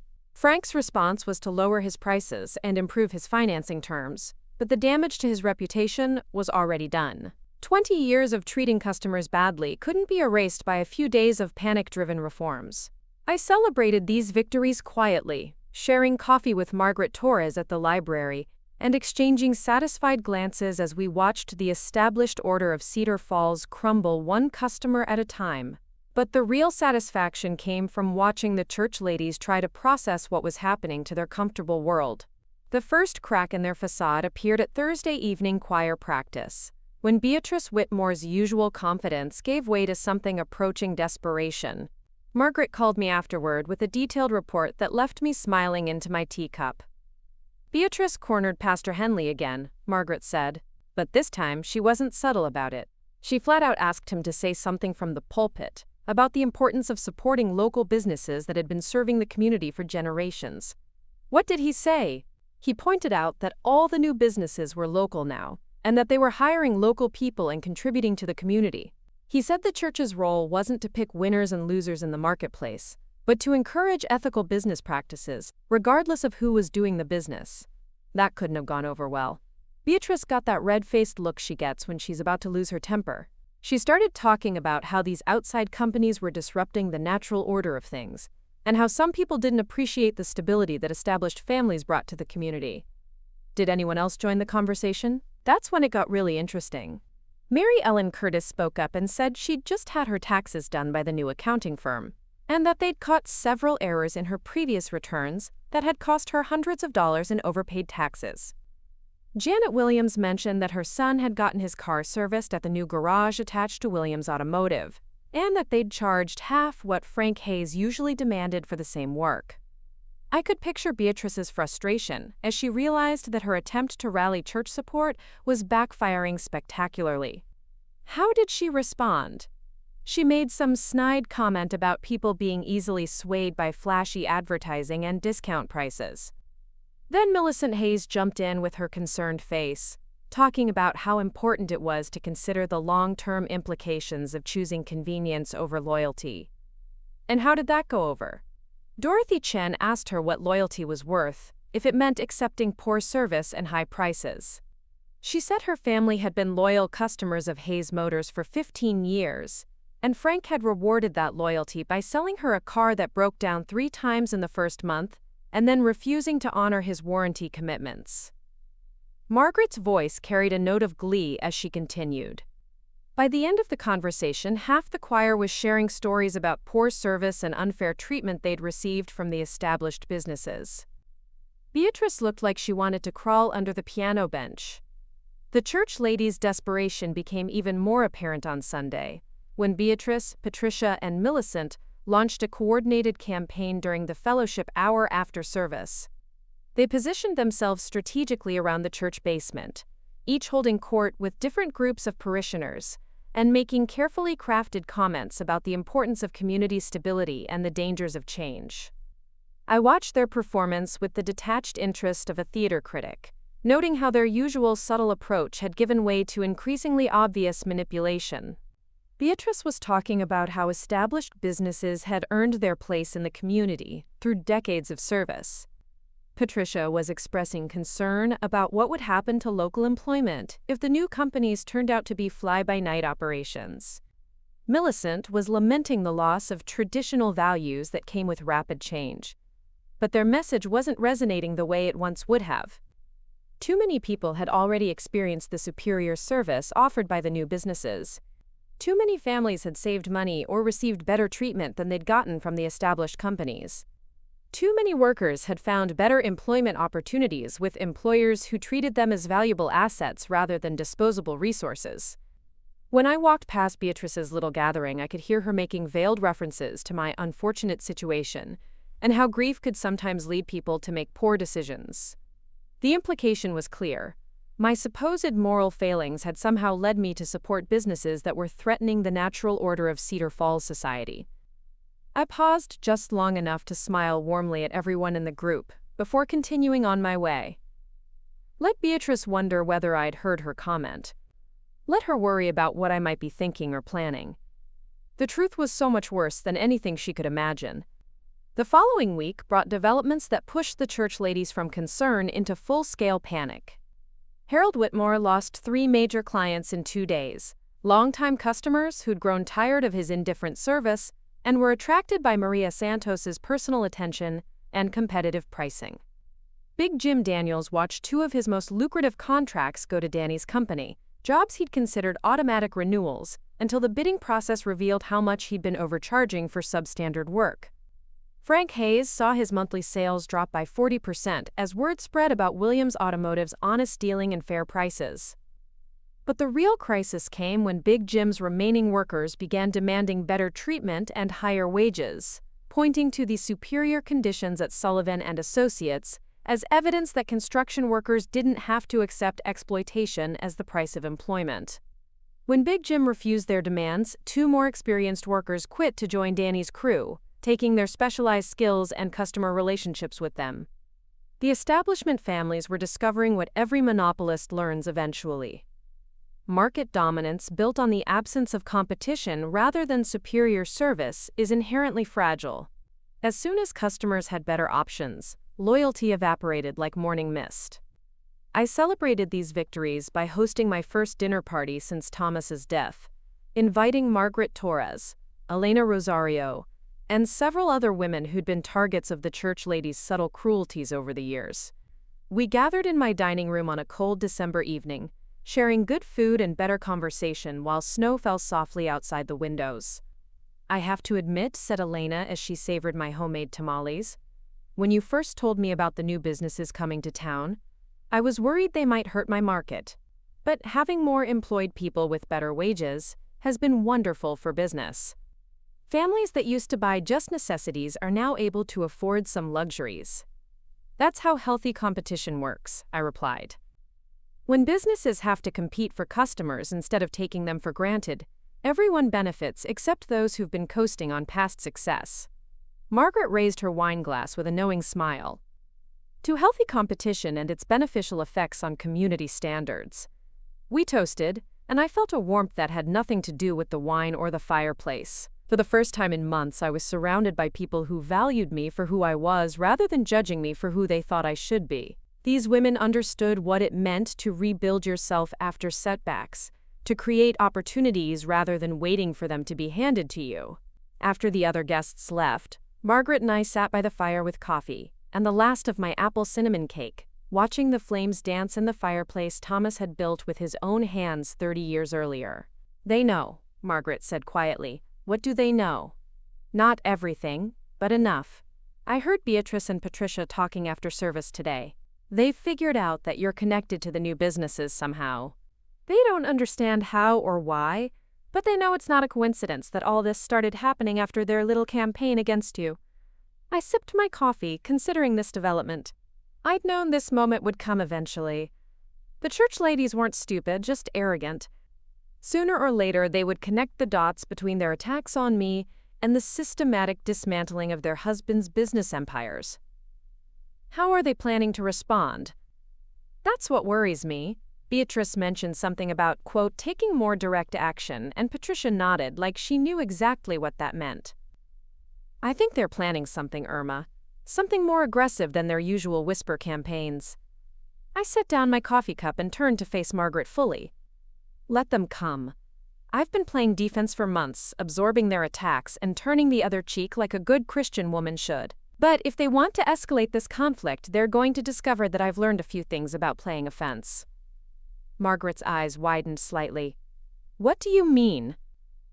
"I mean that everything they've done so far has been about destroying my reputation through gossip and innuendo. But I have access to something much more powerful than rumor mills and church basement conspiracies. Which is the truth. The documented, provable, legally actionable truth about how their husbands have been conducting business for the past 20 years. I went to my desk and retrieved a thick folder I'd been building since the day I decided to take these people down. Inside were copies of contracts, financial records, employee complaints, and customer testimonials that painted a devastating picture of systematic fraud, labor violations, and consumer abuse. Harold Whitmore has been systematically overcharging clients for services that junior employees actually perform, I said, spreading documents across the coffee table. He's been billing professional rates for work done by clerks and interns, and he's been claiming tax deductions for his clients that would trigger audits if the IRS knew about them. Margaret leaned forward, studying the papers with growing amazement. Big Jim Daniels has been using substandard materials while charging for premium products, I continued, producing another set of documents. He's been paying workers below minimum wage by classifying them as independent contractors.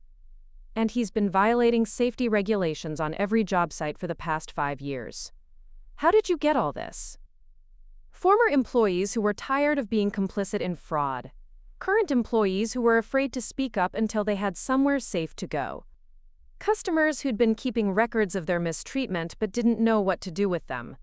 I pulled out the final set of documents, the ones I was most proud of obtaining. And Frank Hayes has been running what amounts to a loan sharking operation disguised as an auto dealership. He's been charging interest rates that exceed state limits, repossessing cars from customers who were current on their payments, and selling vehicles he knew had serious mechanical problems without disclosing the defects. Margaret sat back in her chair, clearly overwhelmed by the scope of what I'd uncovered. This isn't just about business competition anymore, is it? This is about actual crimes. This is about 20 years of treating people badly because they thought they could get away with it, I said, gathering the documents back into their folder. It's about 3 families who got so comfortable with their market dominance that they forgot they were supposed to be serving their community instead of exploiting it. What are you going to do with all this? I smiled, feeling the same cold satisfaction I'd experienced when I first overheard those women in the grocery store. That depends on what Beatrice, Patricia, and Millicent decide to do next. If they're content to watch their husbands' businesses fail through honest competition, I'll let sleeping dogs lie. But if they want to escalate this into something more personal, you'll destroy them completely. I'll give them exactly what they deserve. Nothing more, nothing less. Margaret was quiet for a long moment, staring into the fire. When she spoke again, her voice was thoughtful and slightly awed. You know, when this all started, I thought you were just getting revenge for the way they'd treated you. But this is bigger than that, isn't it? This is about cleaning up the corruption that's been holding this community back for decades. Revenge was how it started, I admitted. But you're right. It's become something larger. Cedar Falls deserves better than being controlled by 3 families who think their wealth and connections put them above the law. People deserve honest businesses that compete on merit rather than market manipulation. And if they can't accept that, then they'll learn what happens when you mistake patience for weakness and kindness for stupidity. The next morning brought news that confirmed Margaret's warning about escalation. I was enjoying my coffee and reading the local newspaper when the phone rang. Danny's voice was tight with anger and concern. Aunt Irma, we've got a problem. Someone called in an anonymous tip to the building inspector, claiming that we're not following safety protocols on the Masonic Hall job. Are you following safety protocols? To the letter and beyond. We're exceeding every requirement because I want this first job to be absolutely perfect. But the inspector has to investigate every complaint. And this is going to slow us down and cost us money. Any idea who might have made the call? The inspector wouldn't say, but one of my guys overheard Big Jim Daniels bragging at Murphy's bar last night about how certain people were about to learn what happened when they bit off more than they could chew. I felt my anger flare, cold and precise. This was exactly what Margaret had warned me about. The church ladies had moved beyond whisper campaigns, and were now using their husbands' connections to attack my allies directly. Don't worry about the inspection, I told Danny. You're doing everything right, so the inspector will find nothing wrong. But this is probably just the beginning. Be prepared for more harassment, more anonymous complaints, more attempts to disrupt your work. What should I do? Document everything. Keep detailed records of every delay, every false complaint, every attempt to sabotage your projects. And keep doing excellent work. The best response to their harassment is to succeed so spectacularly that their attacks become obviously desperate and petty. After I hung up with Danny, I called Maria Santos and Jennifer Williams. Both had received visits from various city officials, responding to anonymous complaints about zoning violations, tax irregularities, and licensing issues. In each case, the complaints were baseless, but the investigations were time-consuming and expensive. The pattern was clear. The church ladies had convinced their husbands to use their political connections to wage bureaucratic warfare against the new businesses. They were betting that harassment and delays would discourage my entrepreneurs and convince them to give up their Cedar Falls ventures. They were about to learn just how badly they'd miscalculated. I spent the rest of the morning making phone calls to contacts I'd developed over the past few months. David Cromwell, my lawyer, was very interested to hear about the coordinated harassment campaign being waged against legitimate businesses. Sarah Martinez at the Community Development Office was outraged that city resources were being used to protect established monopolies from honest competition. But the most important call was to Amanda Richardson, an investigative journalist from the state capitol who'd been looking for a story about small-town corruption. I'd met Amanda through my research into the new businesses, and she'd expressed interest in Cedar Falls' economic development efforts. "Mrs. Sullivan," Amanda said when I reached her, "I was hoping you'd call. I've been hearing some interesting things about what's happening in your town." "What kind of things?" "The kind that suggests certain established families aren't taking kindly to new competition. I've got sources telling me about harassment campaigns, abuse of city inspection processes, and coordinated efforts to drive new businesses out of town." "And what do you plan to do with that information?" "Write the kind of story that ends political careers and sends people to prison if the evidence supports the allegations." I smiled, feeling pieces fall into place like tumblers in a lock. "Amanda, I think it's time we had a face-to-face conversation. I may have some information that would be useful for your story." We arranged to meet the following day at a restaurant in the next county, far enough from Cedar Falls to ensure privacy but close enough for me to drive easily. As I hung up the phone, I felt the satisfaction of someone who just moved her queen into position for checkmate. The church ladies thought they were escalating the conflict. What they'd actually done was give me the justification I needed to move from economic competition to complete annihilation.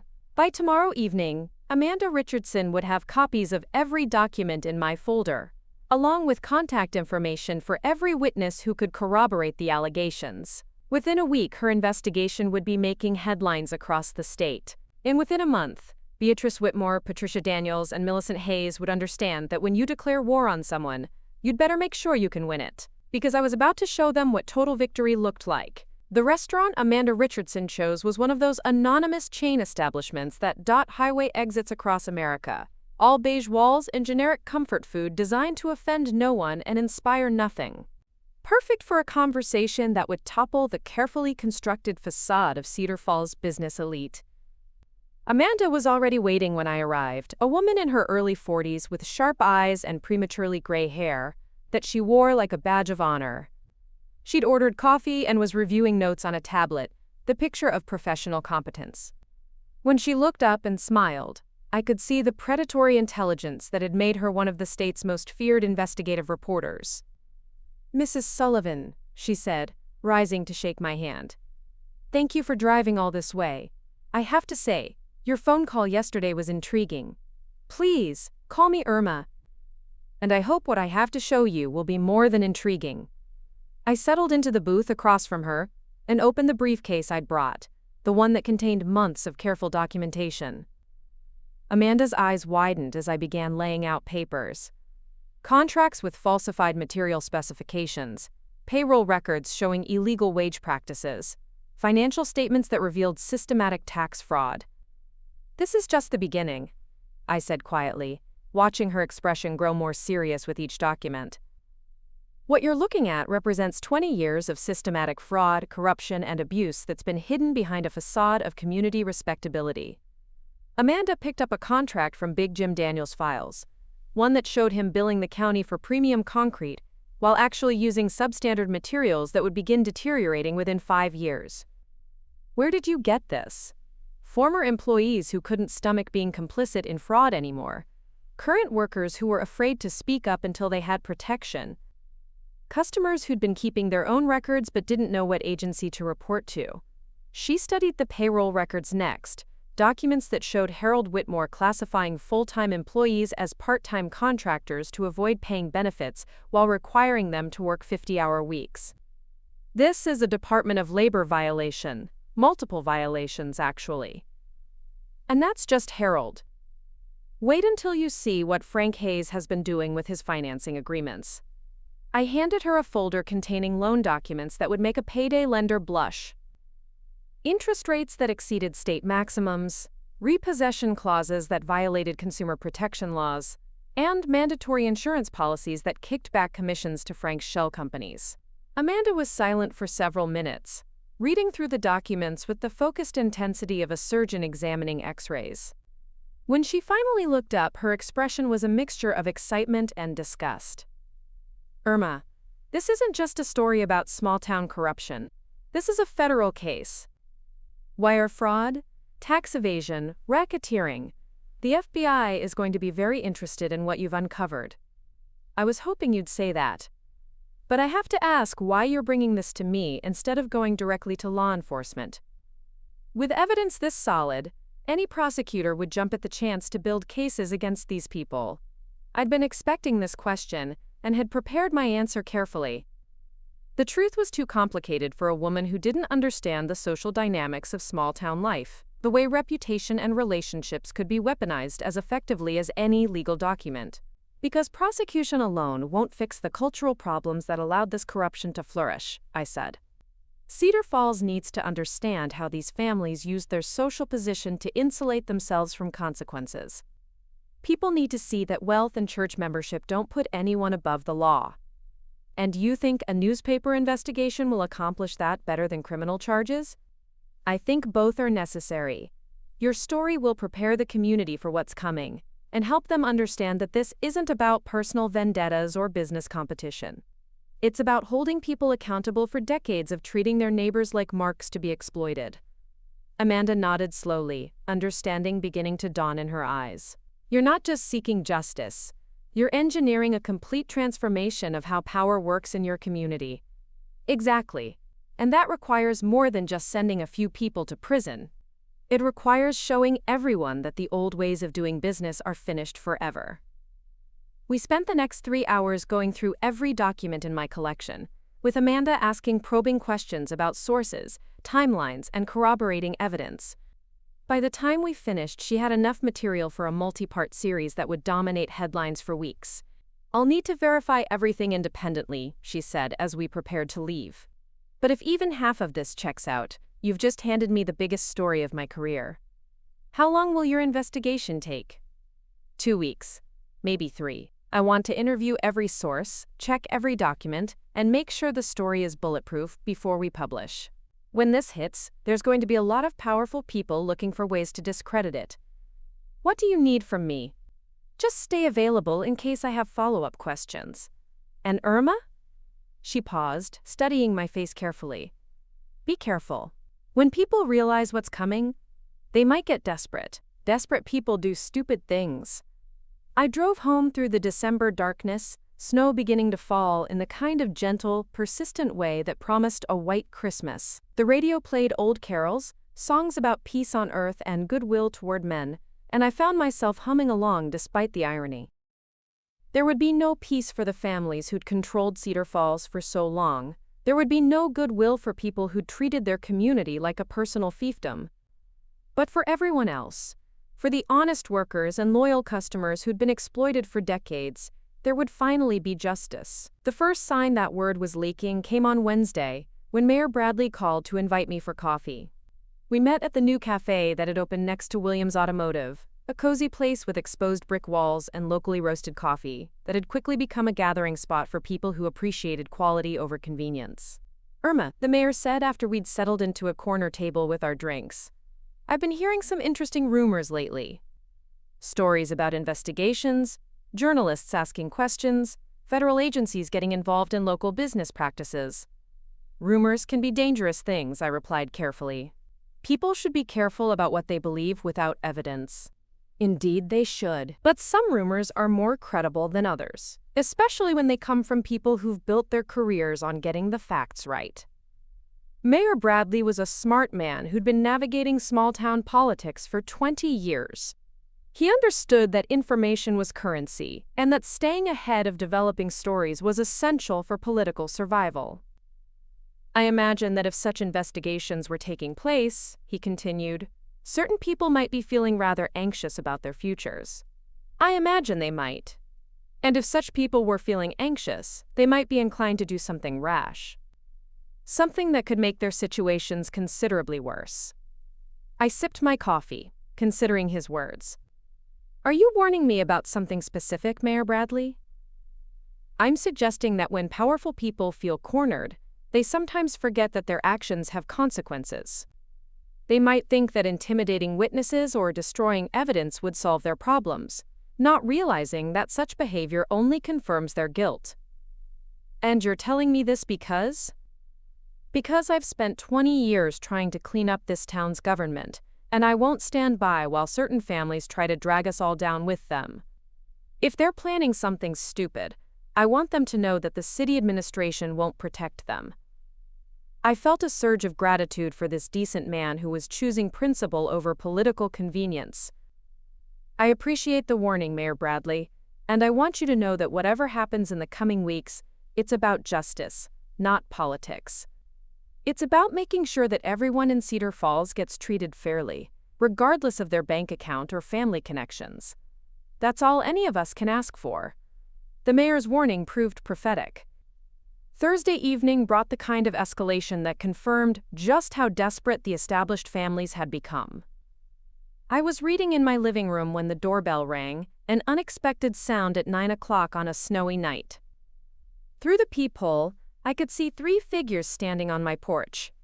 Beatrice Whitmore, Patricia Daniels, and Millicent Hayes, bundled in expensive coats and wearing expressions of grim determination. For a moment, I considered not answering, but curiosity won out over caution, and I opened the door with my most innocent smile. "Ladies," I said pleasantly, "what brings you out on such a cold night?" "We need to talk," Beatrice said without preamble. "May we come in?" I stepped aside and gestured them into my living room, noting how they arranged themselves like a tribunal, with Beatrice in the center and the other 2 flanking her like backup singers. Their body language was aggressive, confrontational, completely different from their usual facade of Christian concern. "Would you like some coffee?" I offered. "Tea?" "This isn't a social call," Patricia said sharply. "We know what you've been doing, Irma. We know you're behind the problems our families have been facing." "I'm not sure what you mean." "Don't play innocent with us," Millicent snapped, her mask of gentle worry completely discarded. These new businesses didn't just happen to choose Cedar Falls. Someone brought them here. Someone with money and influence. Someone with a grudge. I settled into my favorite armchair, the one Thomas had given me for our 10th anniversary, and regarded them with calm interest. After months of whispered attacks and subtle sabotage, they were finally showing their true faces. "You think I have a grudge?" I asked mildly. "We think you've been carrying on inappropriately since Thomas died," Beatrice said, her voice dripping with false concern. "We think your grief has affected your judgment and led you to make some very poor decisions." "What kind of poor decisions?" "The kind that involve spending time with men half your age," Patricia added. "The kind that involve drawing attention to yourself in ways that aren't becoming for a woman of your age and position. And now," Millicent continued, "we think those poor decisions have led you to involve yourself in business matters you don't understand, with people who are using you to attack families that have been pillars of this community for generations." I almost laughed at the audacity of it. Here they were, sitting in my living room after months of character assassination, trying to lecture me about appropriate behavior and community values. "Let me make sure I understand," I said slowly. "You believe that my inappropriate behavior has somehow led to increased business competition in Cedar Falls?" "We believe," Beatrice said carefully, "that certain people have taken advantage of your emotional state to convince you to support ventures that are harmful to the community's stability. And you've come here tonight to do what exactly? Save me from my own poor judgment?"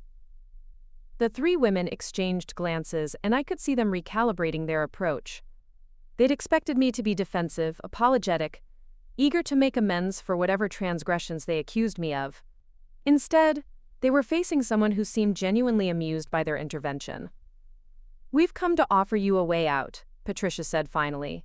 "A chance to step back from whatever arrangements you've made before things go too far." "Too far toward what?" "Toward consequences that none of us want to see," Millicent said ominously. "Cedar Falls is a small town, Irma. People talk. Reputations matter. When this is all over, you'll still have to live here, still have to face your neighbors every day." The threat was unmistakable, even wrapped in their usual language of concern and community responsibility. They were offering me a chance to surrender before they escalated their campaign against me to new levels of cruelty. "And what would stepping back involve?" I asked. "Convincing your new business friends to relocate somewhere else," Beatrice said. "Helping them understand that Cedar Falls isn't the right market for their particular approaches to commerce." "In exchange for what?" "In exchange for putting this whole unfortunate episode behind us. in exchange for returning to the peaceful community relationships we've all enjoyed for so many years. I stood up and walked to the window, looking out at the snow falling on the garden Thomas and I had planted together. Behind me, I could hear the three women shifting uncomfortably, uncertain how to interpret my silence. When I turned back to face them, I was no longer smiling. "You want to know what I think?" I said quietly. "I think you're terrified. I think you've finally realized that your comfortable little world is collapsing, and you're desperate to find someone to blame besides yourselves." Beatrice's face flushed red. "Now see here, Irma." "No, you see here," I interrupted, my voice still calm but carrying an edge that made all three women stiffen. "For months, you've been spreading lies about me. You've turned my grief into entertainment, and my attempts to rebuild my life into evidence of moral failing. You've made me the subject of whispered conversations and knowing looks, all while pretending to be concerned for my spiritual welfare." "We were concerned," Millicent protested weakly. "You were bored." Three privileged women, with nothing better to do than tear down someone who was trying to heal from the worst loss of her life. Patricia started to speak, but I held up a hand to stop her. "But here's what you never understood," I continued. "I wasn't some helpless widow you could torment for your amusement. I was a woman with resources, connections, and a very good memory for the way people treat me when they think I'm powerless." "What are you saying?" Beatrice demanded. "I'm saying that everything that's happening to your husband's businesses is a direct result of the choices you made. Every lost contract, every departed employee, every dissatisfied customer is a consequence of your decision to make me your enemy." The three women stared at me in shock, finally understanding that their months of subtle warfare had not gone unnoticed or unanswered. "You can't prove that," Patricia said, but her voice lacked conviction. "I don't need to prove anything to you. But I think you'll find that other people are very interested in proof. People with badges and subpoena power and the authority to investigate exactly how your families have been conducting business for the past 20 years. Millicent went pale. "What are you talking about?" "I'm talking about the fact that your husband's idea of business ethics makes loan sharks look respectable. I'm talking about fraud, embezzlement, labor violations, and consumer abuse that's been hidden behind a facade of community respectability for decades." "You're bluffing," Beatrice said, but her voice shook. "Am I?" Ask Harold about the clients he's been overcharging for services performed by unqualified staff. Ask Jim about the substandard materials he's been using while billing for premium products. Ask Frank about the illegal interest rates and fraudulent insurance schemes he's been running through his dealership. The three women looked like they'd been slapped. For the first time in their privileged lives, they were facing someone who had more power than they did. Someone who'd been planning their downfall while they congratulated themselves on their subtle cruelties. "What do you want?" Beatrice asked finally. "Justice. Accountability. A community where success comes from serving people well, rather than exploiting their lack of alternatives. And what does that mean for our families? That depends on how they respond when the investigations begin. Cooperation and restitution might result in reduced sentences. Obstruction and denial will result in the full weight of the law." I walked to the front door and opened it, cold air rushing in along with swirling snowflakes. "Now, if you'll excuse me, I have an early morning tomorrow. I'm meeting with some very interesting people who have questions about Cedar Falls business practices." The three women filed out in stunned silence, their comfortable world of gossip and social manipulation replaced by the harsh reality of consequences they'd never imagined possible. As I watched them drive away into the snowy night, I felt something I hadn't experienced in months. Peace. Not the hollow calm of resignation, but the deep satisfaction of someone who'd fought for justice and won. Friday morning brought a development that exceeded even my most optimistic expectations. Amanda Richardson called just after breakfast, her voice crackling with excitement. "Irma, you need to see the morning news.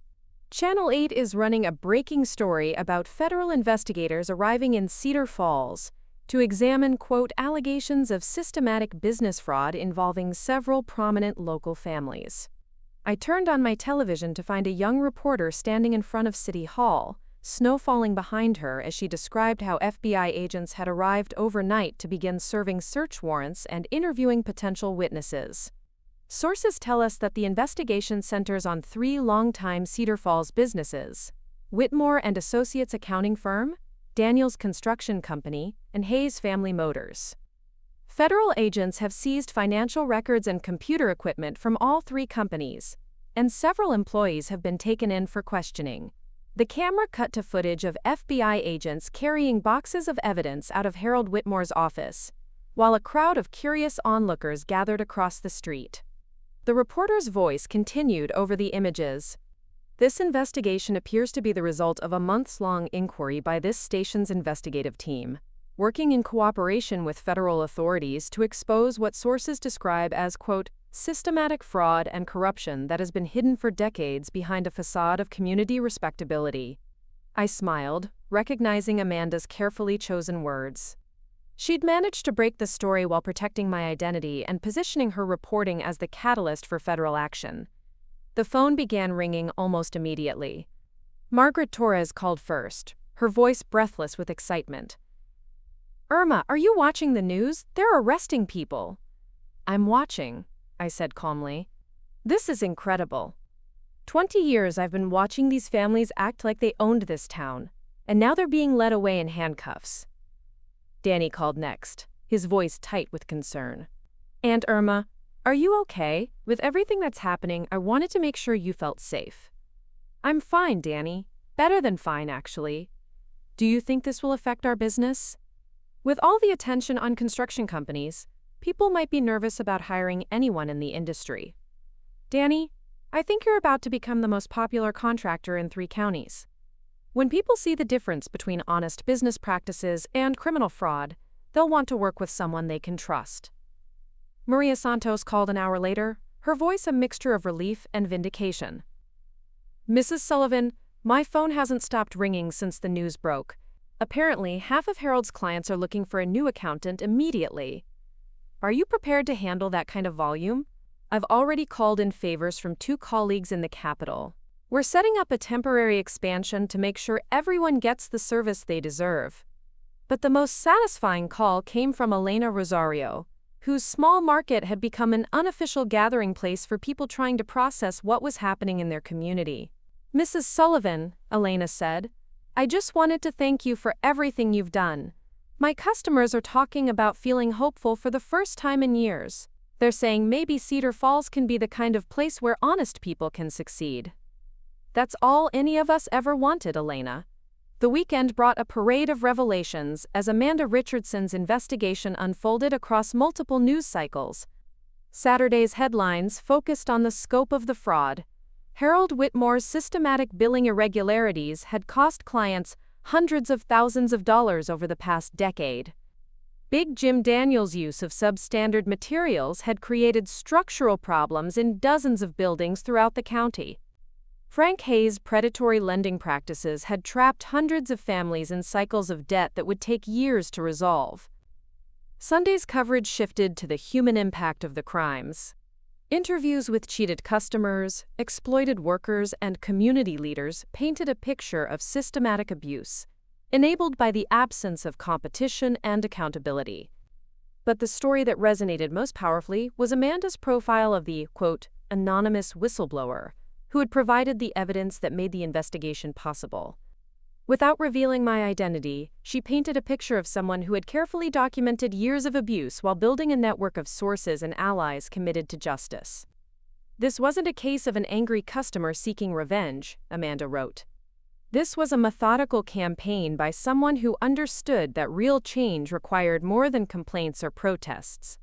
It required patience, planning, and the kind of evidence that federal prosecutors could use to build airtight cases."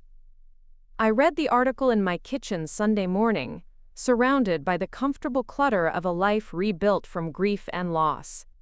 Outside my window, snow continued to fall on the garden Thomas and I had planted, covering everything in pristine white that promised a fresh start. The phone rang as I finished my coffee, and I recognized the number immediately.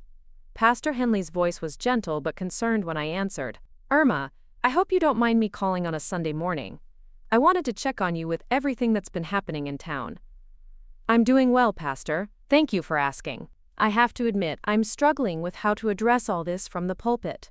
My congregation is divided between those who feel vindicated and those who feel betrayed. Some people are angry that these crimes went undetected for so long. Others are defensive about neighbors they thought they knew. What does your faith tell you about justice, Pastor?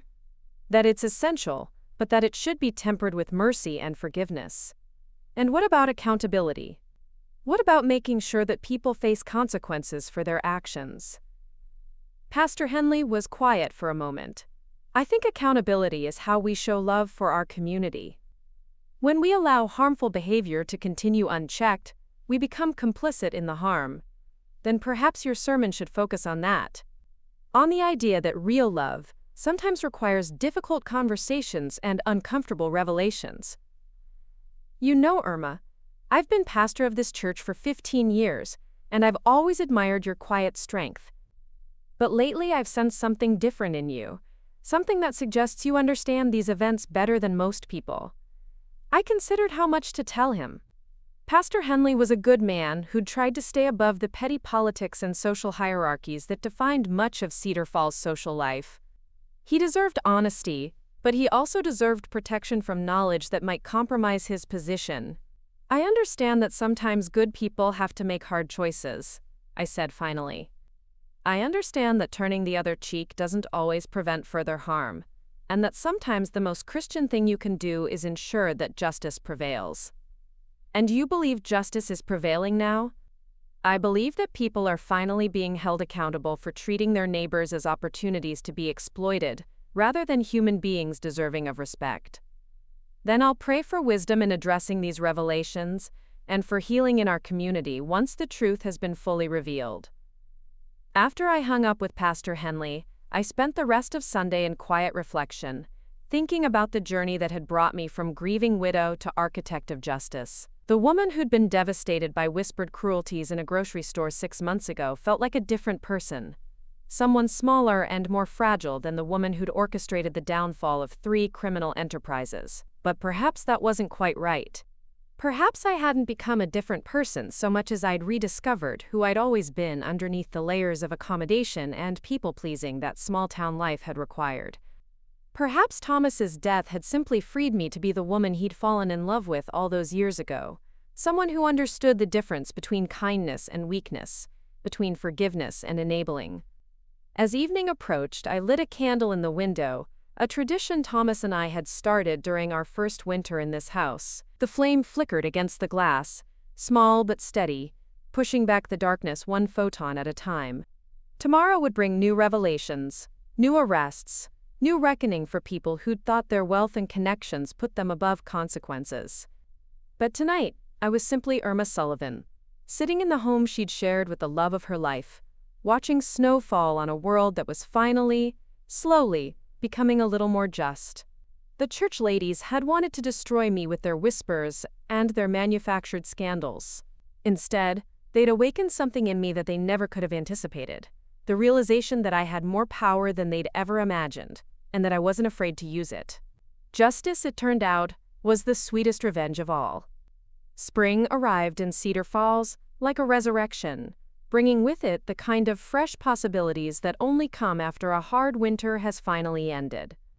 I stood in my garden on the first truly warm day of March, watching new growth push through the soil where Thomas and I had planted bulbs during happier times. The daffodils were blooming with an almost defiant cheerfulness, their bright yellow faces turned toward a sun that seemed to shine more brightly on a town finally free from the shadows of corruption. 6 months had passed since the arrests, and Cedar Falls had transformed in ways both visible and profound. The courthouse steps where Harold Whitmore, Big Jim Daniels, and Frank Hayes had been led away in handcuffs, had become something of a pilgrimage site for people from neighboring communities who wanted to see where justice had finally prevailed.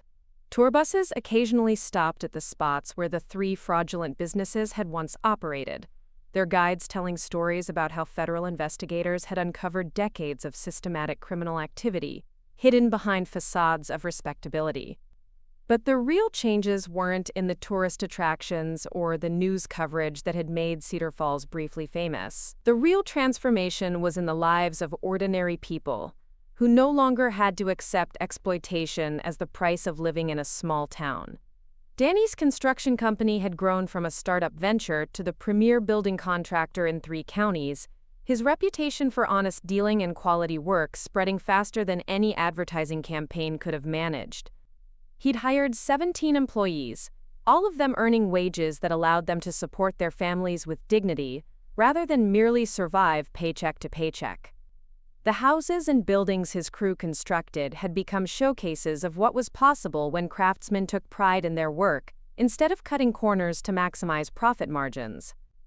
Maria Santos had expanded her accounting practice twice, bringing in partners from the state capital to help serve the flood of clients seeking honest financial advice from someone who treated them as valued customers rather than necessary inconveniences. Her success had attracted other professional service providers to Cedar Falls, creating a cluster of businesses that competed on merit rather than market manipulation.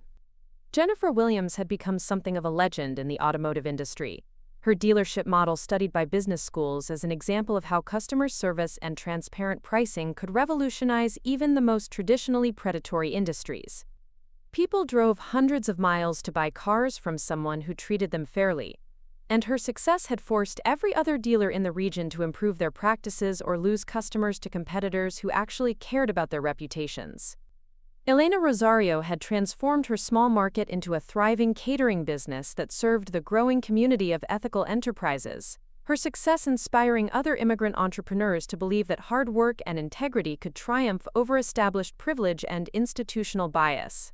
The ripple effects extended far beyond the businesses I directly supported. The vacuum left by the fallen monopolies had created opportunities for dozens of smaller enterprises run by people who'd never had a chance to compete when the market was rigged against them. Cedar Falls had become a destination for ethical entrepreneurs who wanted to build businesses in communities that valued fairness over exploitation.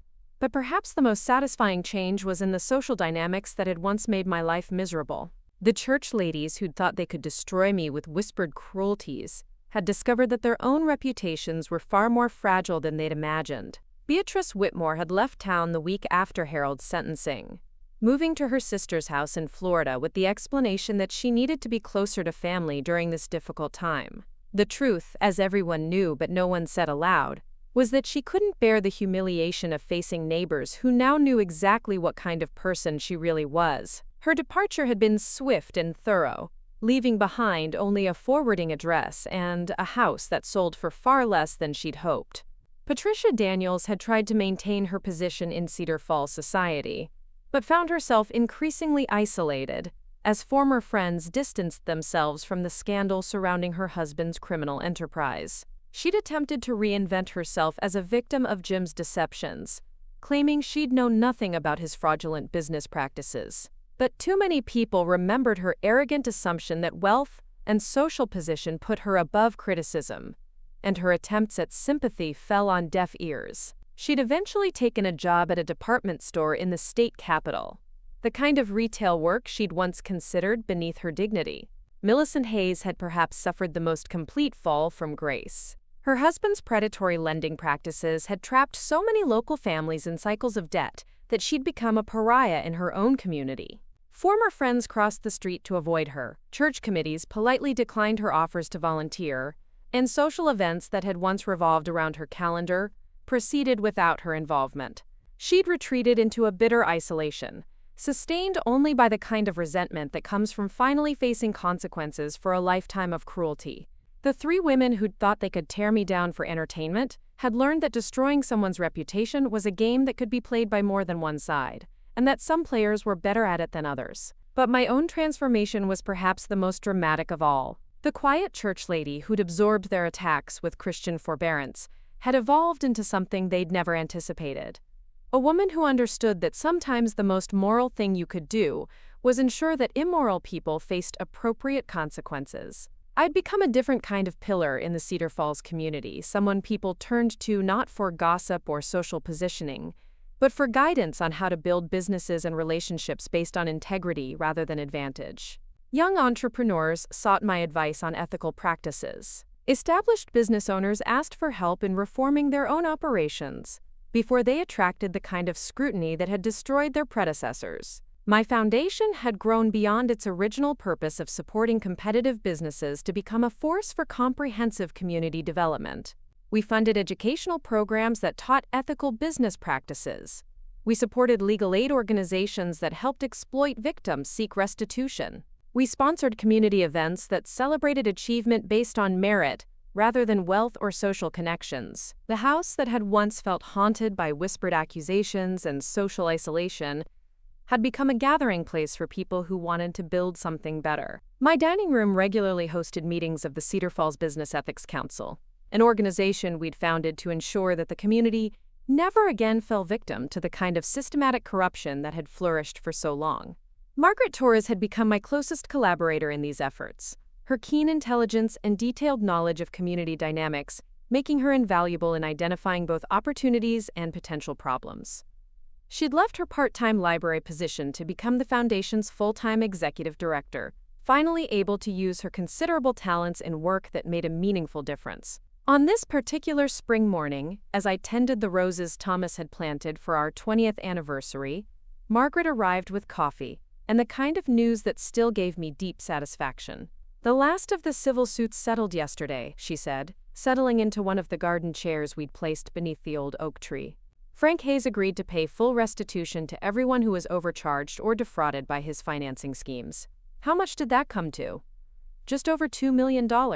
Combined with the settlements from Harold and Jim's cases, we're looking at nearly $5 million in restitution going back to the people who were cheated. I smiled, thinking about families who would finally be able to escape debt traps they'd never deserved, workers who would receive back pay they'd earned but never been given, customers who would be compensated for shoddy work and fraudulent billing. Any word on the prison sentences?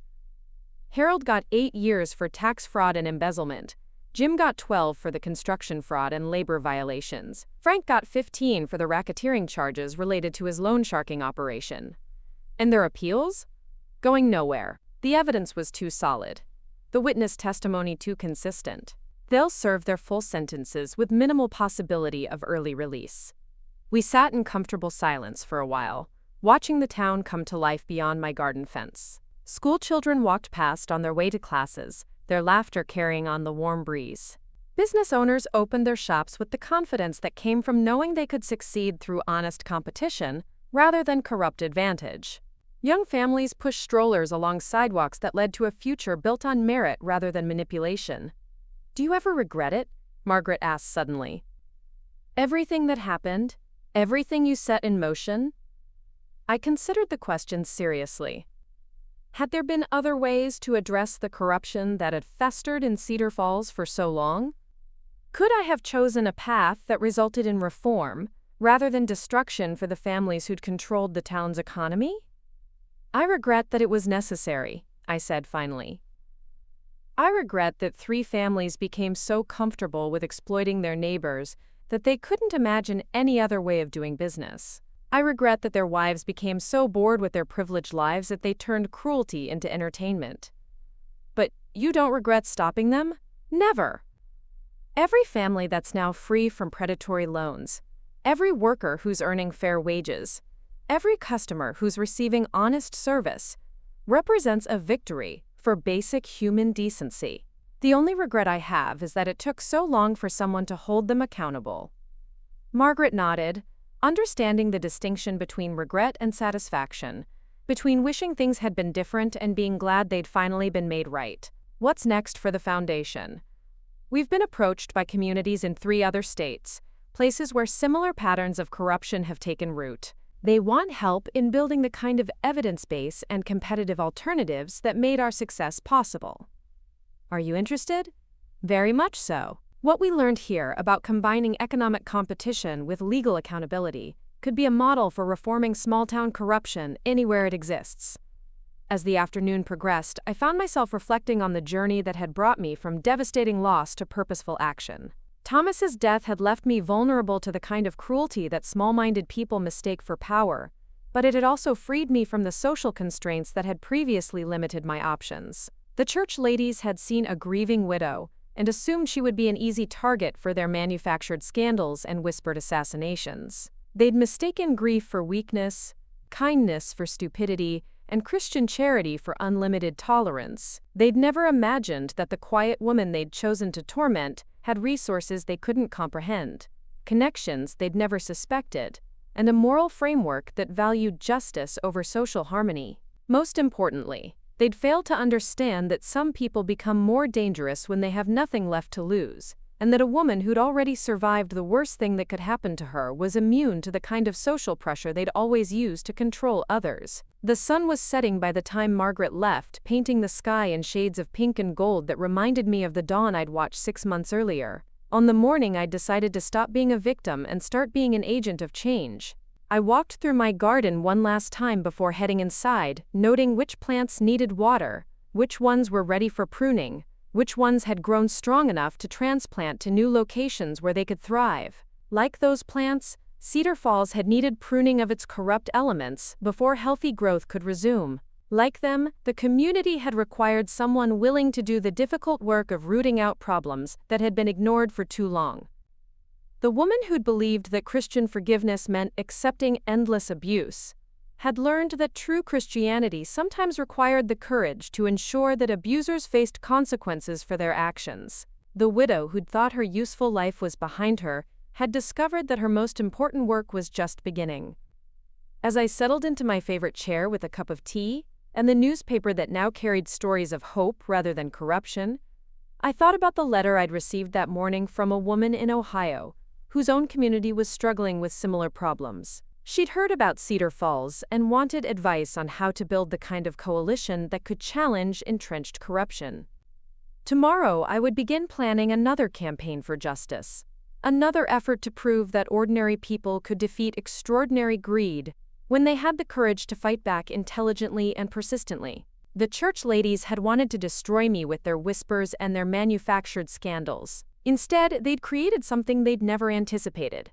A woman who understood that the most powerful weapon against corruption was the truth, systematically gathered and strategically deployed.